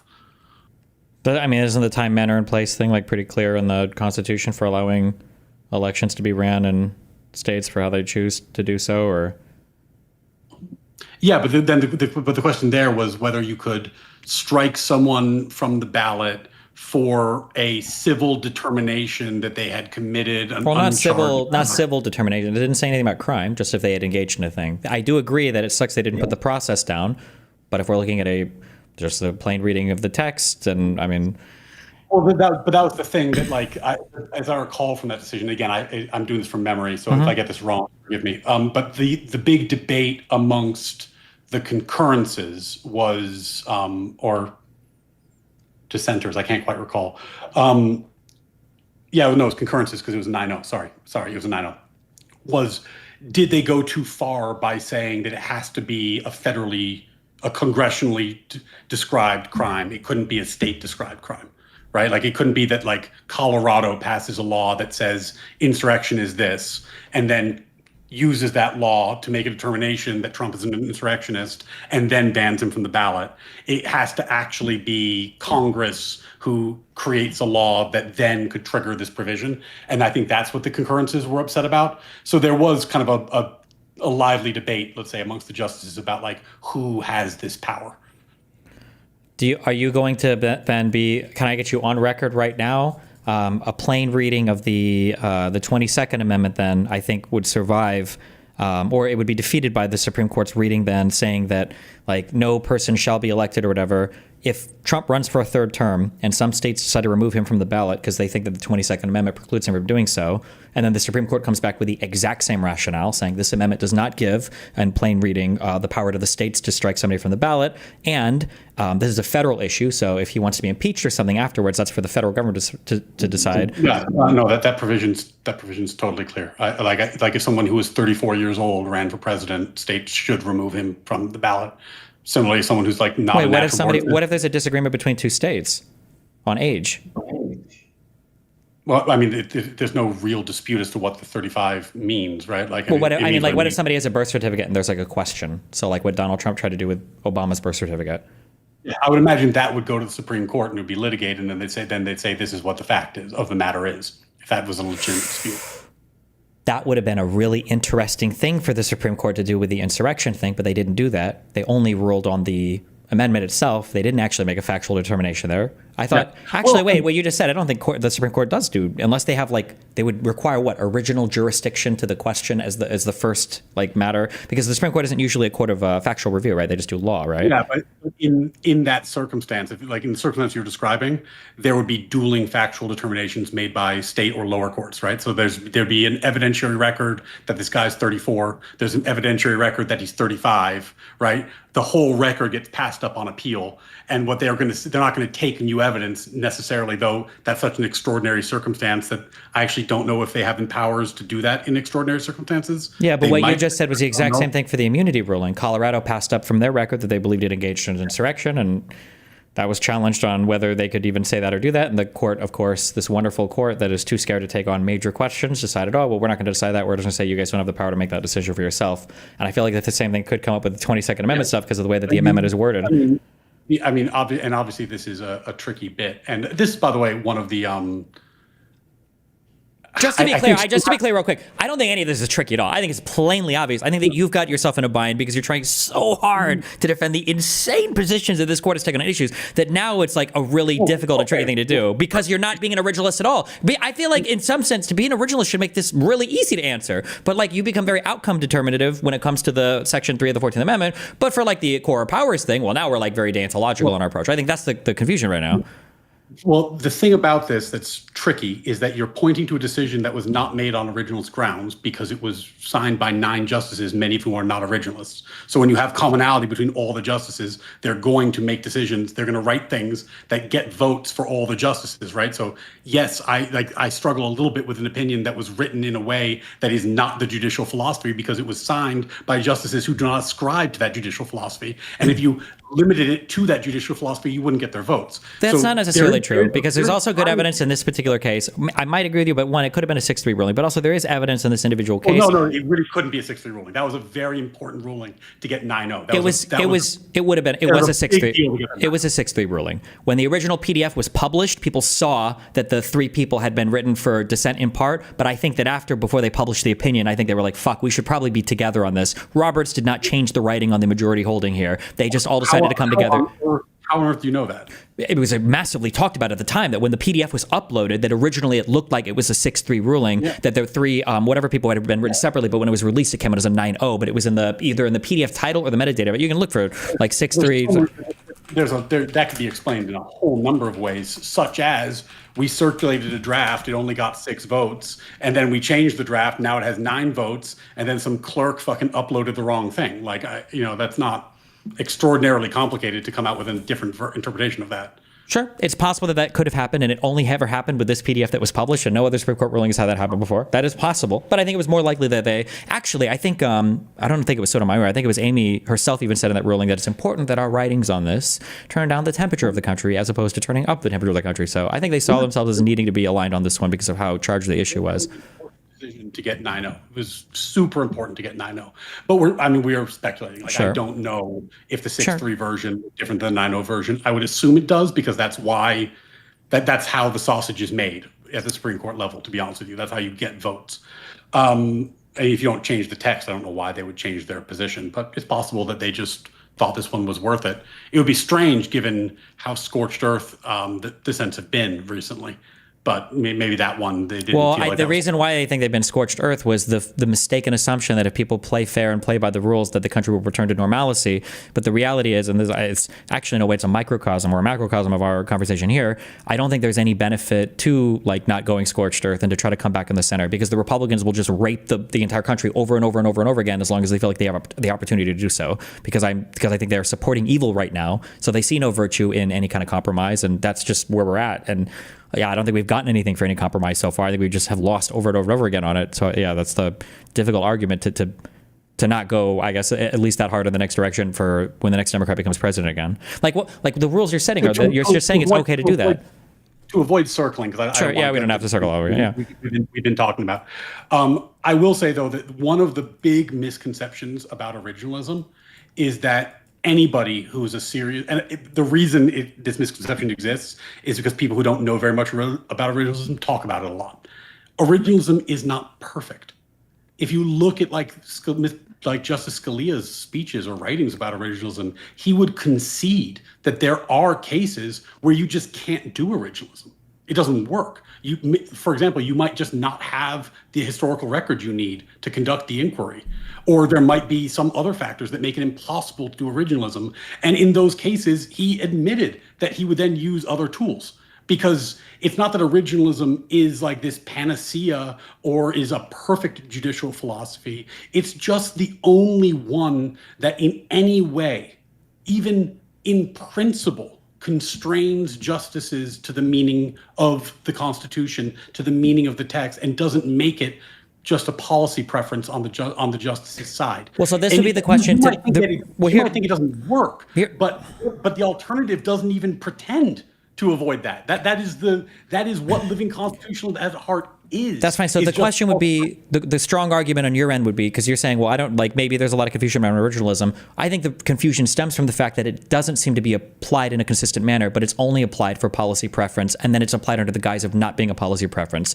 And I think if there were more writings from justices saying, man, I really hate this thing, but the plain text reading the Constitution just kind of, and the original interpretation times seems like it was this, then maybe there would be a difference of opinion there. But like, has there been a ruling where Kavanaugh or Thomas or Alito, where Roberts has written, you know, like however painful this might be, like, and it seems to go against their political inclinations, but the originalist reading kind of favors, you know, the more liberal side? Or is it just so that the originalist reading is pulled out every single time that just so happens to favor the conservative policy preferences of the 6-3 court? So, I mean, the famous example of that is, I just had to pull it up because I couldn't remember, it's Texas v. Johnson, which is not current. It's a 1989 case, but that's the... well, no, I'm saying of the current court. Well, I'm answering this way because this is like, it's a Scalia case and he's the godfather of originalism. And in that case, he was the deciding vote that you were allowed to burn your own American flag, and has gone on record extensively saying that was he the czar of the universe, he would have done otherwise. Like, he thinks that it is a terrible thing to do. It is bad and immoral and evil, but the Constitution demands it.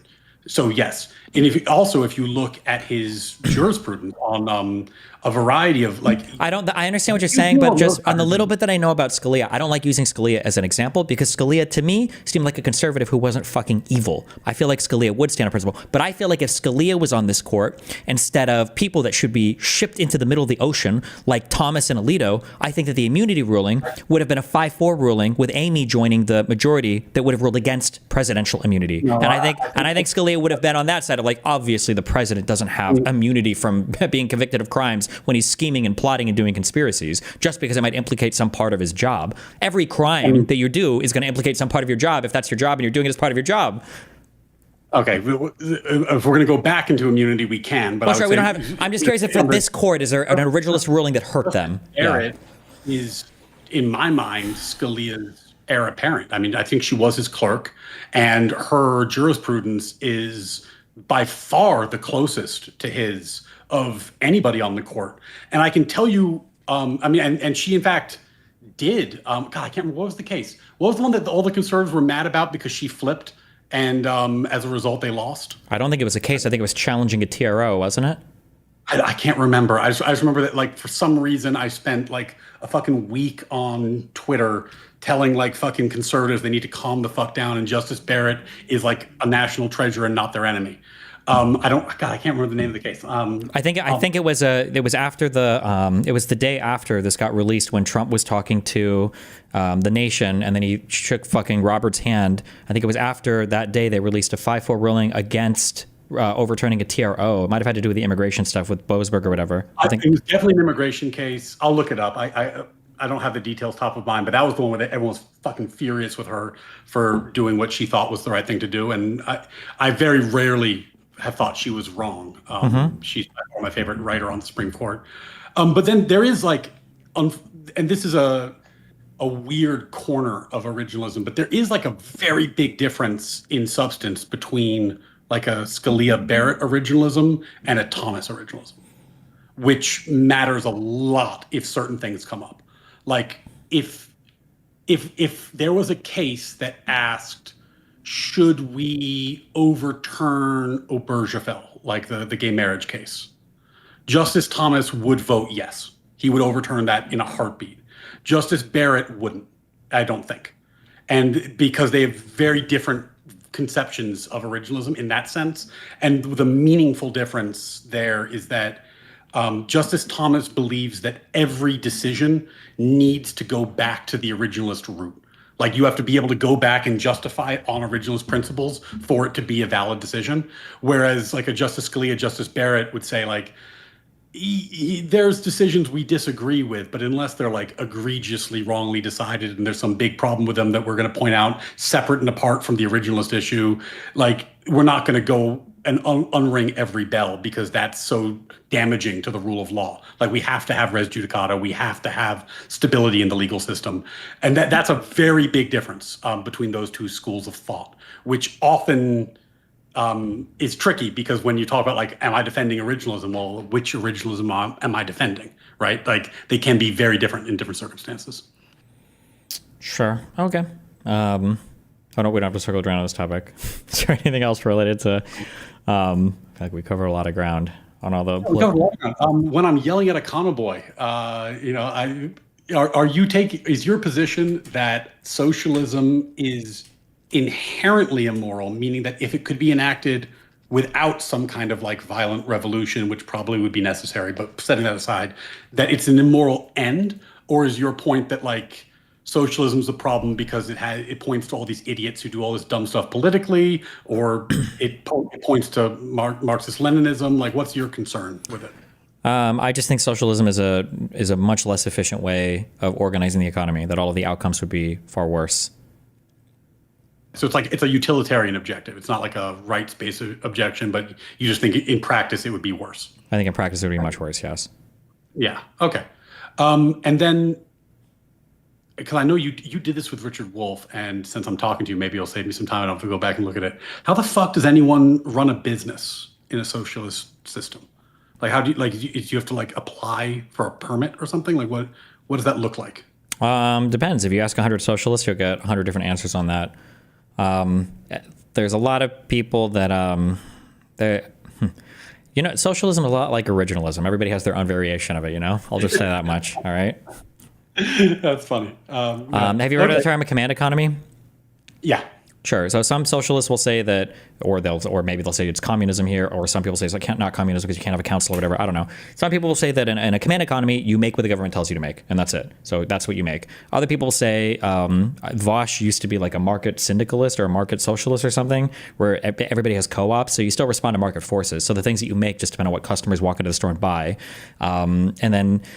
Yeah, so it's going to be some difference between these two things, but there's going to be dramatically different answers based on what somebody's concept of socialism is. Yeah. Okay, that's helpful. Yeah. Well, we'll see if you want to see me and a convoy argue about this. That's going to happen sometime next week. Mm-hmm. And if you want to tell me how dog shit my originalist positions are, I have a YouTube channel that nobody watches where I have a video explaining what the case for originalism, and you can you do your classic DGG level commentary there, which I'm sure I'll enjoy. Okay.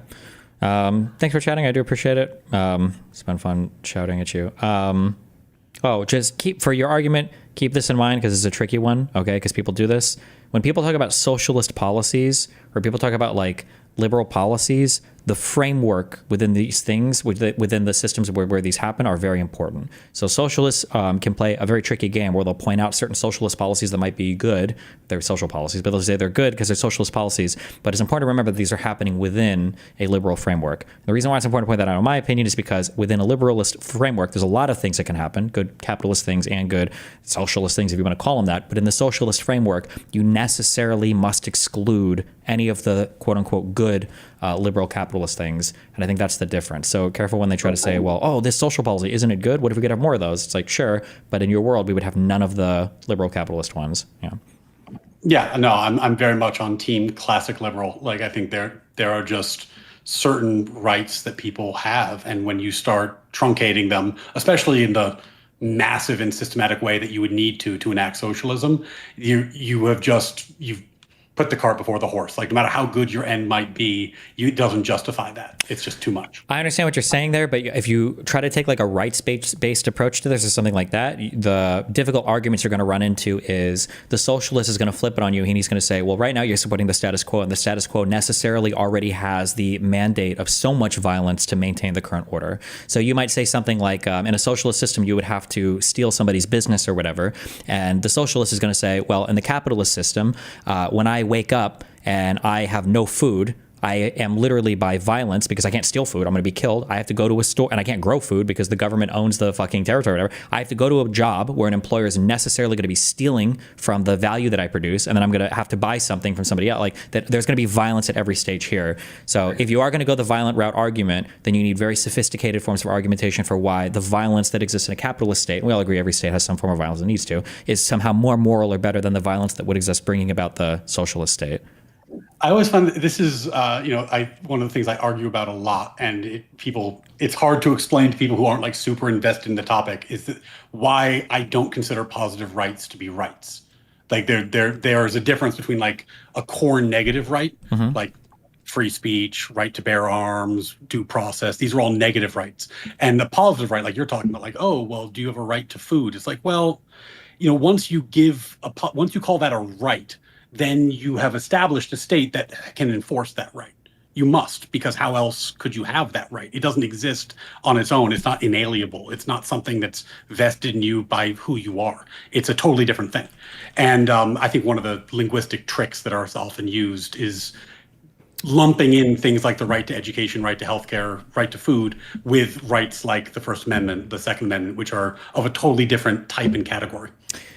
I kind of understand and agree with what you're saying there, but I don't do a lot of constitutional positive negative rights debates. But the crude notion in my head is that without some positive rights, the negative rights are essentially meaningless. So, for instance, like for the is it Sixth or Fourth Amendment that says no unreasonable search and seizure? Is that Fourth Amendment?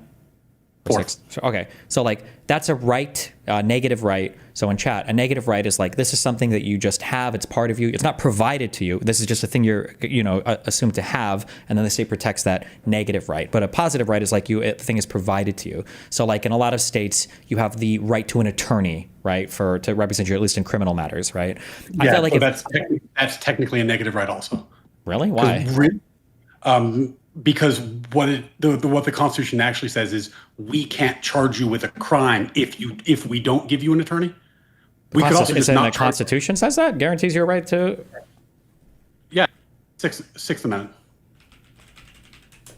If it does, okay, hold on. Let me just let me show this story. But even if it does, why wouldn't that be a positive right? Because it's a restriction on the government. The government cannot charge you with a crime unless you have an attorney or you make one available. They could, of course, just not charge you with a crime. Your right is to not be charged without a crime. And a negative. Well, I feel like isn't that kind of a tricky of the negative positive distinction is negative rights are restrictions on government power. Positive rights are guarantees. They're things that are provided to you, whereas negative rights prevent the government from doing things. But isn't that kind of? I feel like we could play games there to make any positive right then a negative right. No. Like for instance, I could say I passed the 50th Amendment. I don't know how many minutes we have right now, right? I passed the 0th Amendment, and the 0th Amendment is the government. How would I phrase this? Something along the lines of like you're guaranteed like not to be unreasonably arrested, like as long as you're not starving to death or something. You can't be arrested for stealing food as long as you are satiated. So then somebody now has the positive right of they're allowed to walk into any store, like steal whatever they want. No, that wouldn't be a positive. That should be negative. I'm trying to think how you would phrase this. But like if you were to make conditional the negative right on something being provided to you, I feel like you've just snuck in a positive right, because that is a thing that has to be provided to the person, right? Well, no, because the government can just choose not to prosecute them. Because the government can just choose not to prosecute them. If the government chooses to prosecute them, then the right to counsel kicks in. But it's the government is attempting to do something to you. They're attempting to put you in prison. Mm-hmm. Like the government is attempting to use its force against you, and there's a limitation on how it's allowed to do that, which is pretty different than like, you are guaranteed, 3 meals a day. That's the government must give this to you, not a limitation on government power. And in fact, it's the opposite, because if you're guaranteed 3 meals a day, the government needs to have the power to do that, which implies a whole bunch of other stuff. Like it has to have all these taxing powers. It has to have the power to employ cooks. It has to have delivery workers, et cetera, et cetera. Okay, I guess that makes sense. I think I would agree with that then. Wait, in your mind, are there any positive rights that are conferred by the Constitution or all the amendments, or? No. No. And this is actually like a major distinction. Like in U.S., a lot of the reason why it depends on the treaty, but when people ask like, why isn't the U.S. a member of like various like UN human rights charters and stuff like that, it's because they guarantee positive rights. And the U.S. doesn't guarantee positive rights on the federal levels. The states do. Sure. But on the federal level, we don't do that. And it's just kind of it's a big difference in what you think a right is. And it totally changes what government is if you think that people have these rights that cannot be changed. Because, once it's a right, you can't change it through the democratic process. That's the thing. Like, if you have the right to education, Congress can't change that. Like, that's yours now forever, right? So these are big limitations on what can be done through democracy. Okay. All right. Well, so your argument against socialism is going to boil down to that positive negative rights thing? I don't know if it's going to boil down to it, but I think that's a big part of it. I think that the certain of the core negative rights that are guaranteed by our Constitution, or just referenced in the Declaration of Independence, the right to pursue liberty, like that is like the pursuit of liberty is deeply violated in a world where I need to ask the government whether or not I am allowed to, profit off of this conversation. Like, I need, I need a license to then, be a streamer or whatever, whatever else you're going to do, because you would need the consent of all the different people who would vote for that and socialize it. You can't just do that on your own. And that seems to me to be a pretty core violation of kind of like our sense of who we are as people and what makes life worth living and doing. Some of it is our right to self-determination, or at minimum, our right to self-ownership and the right to alienate our labor. Okay. If he makes the argument that, at least in an outcome-based way, if socialism was our mode of economy versus capitalism, that those negative rights, you would be able to pursue all of those in a much greater manner. What would your counter be to that? I mean, I don't think he's right. I mean, how would you're saying if in a socialist system you had more freedom? Yes. How would that even be possible? Like, I mean, well, most socialists are going to agree with that outright. They'll say things like, well, in a capitalist system, the easiest example from our childhood was when people would have chronic conditions and they'd work for a company, and because our health insurance comes through a company, before the ACA, you were kind of like fucking chained to that company forever, because nobody's going to take you on a new insurance policy without it being exorbitant. But so they say things like, oh yeah, you're like enslaved to your job. You can't travel, you can't move, you can't do anything. You're locked here forever because you can't afford anything. But in a socialist world, where the working and the income is more equal or whatever bullshit, you have more freedoms to enjoy things in your life or to pursue things that are individualistic, whatever bullshit. Yeah. And this is exactly why socialists conflate negative and positive rights. Because like the right to healthcare, that's a positive right. The right to travel, that's a positive right. Like these are all positive rights, and conflating them is very useful for a socialist. Well, I don't know I wouldn't say these are necessarily. I don't know if we're talking about rights here. I think we're just talking about like opportunities or like protections of those positive rights, I guess. Well, okay. Like, let me give you an example. Like, this is a debate I had with a real life friend who kind of leans in this direction. So maybe it's helpful. I was making the point that Elon Musk and I enjoy the same freedom of speech. And he's like, well, that's crazy because Elon Musk has much bigger reach than you. He has so much money. He has orders of magnitude. I mean, many, many orders of magnitude more reach than you, and has a totally different capacity to broadcast his views than you. You do not have the same freedom of speech. It's like, no, the freedom is the same. His capacity is different, right? And like that's the core difference. Like I'm not owed a megaphone, right? Sure, I understand what you're saying there. Like, I don't necessarily disagree with you in terms of the vocabulary, but I think most people, like, if we were to have the most hyperbolic hellscape capitalist system where 99.99% of the wealth is controlled by one guy, and all of us had one social media that we could be banned from, and we all had one car company that could disallow you as a customer, and we all, like, nobody would care that you had all the negative rights in the world if effectively you couldn't access any of the freedoms associated with those negative rights. And that's where the socialists, I think, would argue that you can have all the negative rights that you want, but it wouldn't matter if you didn't have the economic opportunity to pursue that or to do something that would allow you to enjoy that right? Yeah. That's their ultimate trick, right? That's the trick, is that by conflating the two, then they can say that these certain core rights, these rights, by the way, are so core that in my mind that they are like I mean, does your audience know sufficient necessary? Sure, yeah. They would be the necessary foundation of a just government. Whereas, like, if your government does not have due process, you're probably justified in rebelling. right? Like that would be a So like, reason this is the issue. I understand what you're saying, and so this is where I would push on like the hardcore philosophy. So let's say that you're saying that it would be necessary to be a free people to have due process, right? However, what if I pointed you to a world where in the United States of America you do have due process, but the only criminal attorneys available to you were clones of Lauren De Laguna, and all of the attorney generals in every state were the most ardent prosecutors ever. If you got charged with a crime, you're basically always going to be convicted, right? And then let's say in another country, you actually had no guaranteed due process, but all of the prosecutors working there all had this very strong moral commitment to make sure they only charged people that they thought were really guilty of crimes, and they tried to be as careful as possible. When you got charged with a crime, like you didn't have Fifth Amendment protections. You have to inform on yourself or whatever, right? But let's say that like the difference in those two worlds pragmatically, like the people with the less negative rights actually enjoyed the implications of that negative right more. I think that's where people are going to fight you, right? Do you understand what I'm getting at? That like you might have some negative freedoms entailing. I absolutely do. And like Sure. it's a really interesting area, right? Because the real life implication is a Section 230 right now, right? Where conservatives are like, fuck, this is bullshit. We actually don't have freedom of speech if we don't have a right to these social media platforms, right? But yeah, go ahead. Yeah, there's a really interesting thing where if you read the like the equivalent of the Bill of Rights from like the USSR era Russia, it's like much better than ours on paper. Yeah, Scalia talks about this in that one thing. Yeah, it's unbelievable all the stuff they guaranteed. The problem is their system of government had no structures that prevented those things from being fucking useless and ignored, right? So one aspect of what's important in society, the just society, is protection of negative rights. Another is limitations on government power. And like one thing a socialist would have to explain to me, setting aside the violent revolution point, is how the fuck do you get around the takings clause? Like the government has to give the takings clause of the Constitution. Okay. The government has to give just compensation when they seize private property.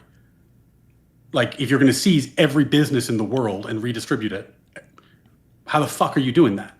I mean, I'd be careful on that because for Econo Boy, he'll just argue that I think he almost said this. You can just print however much money you want. The government could theoretically do this very easily, right? That would be the easy part. Is they could do just compensation. They would just print the money from the Treasury, Federal Reserve, and then they would dole it out to people, right? So his utilitarian argument would be that we would create the most massive inflation in history, destroy the economy, and then redistribute. I mean, I guess they could. I mean, at that point, it's just like maybe they have enough votes to amend the Constitution and get rid of the takings clause, and maybe that's the answer. Sure. But we're getting truly pie in the sky at this point. Well, I mean, I would argue all socialism is, but yeah. Yeah, that is kind of the hallmark. Yeah.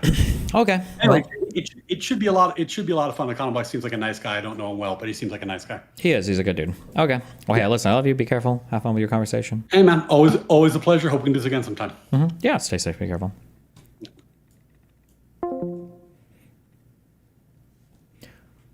Oh man, I'm feeling that. I get the major Trump's not that bad vibes. I feel like those vibes are in a lot of places. Trump's just not that bad.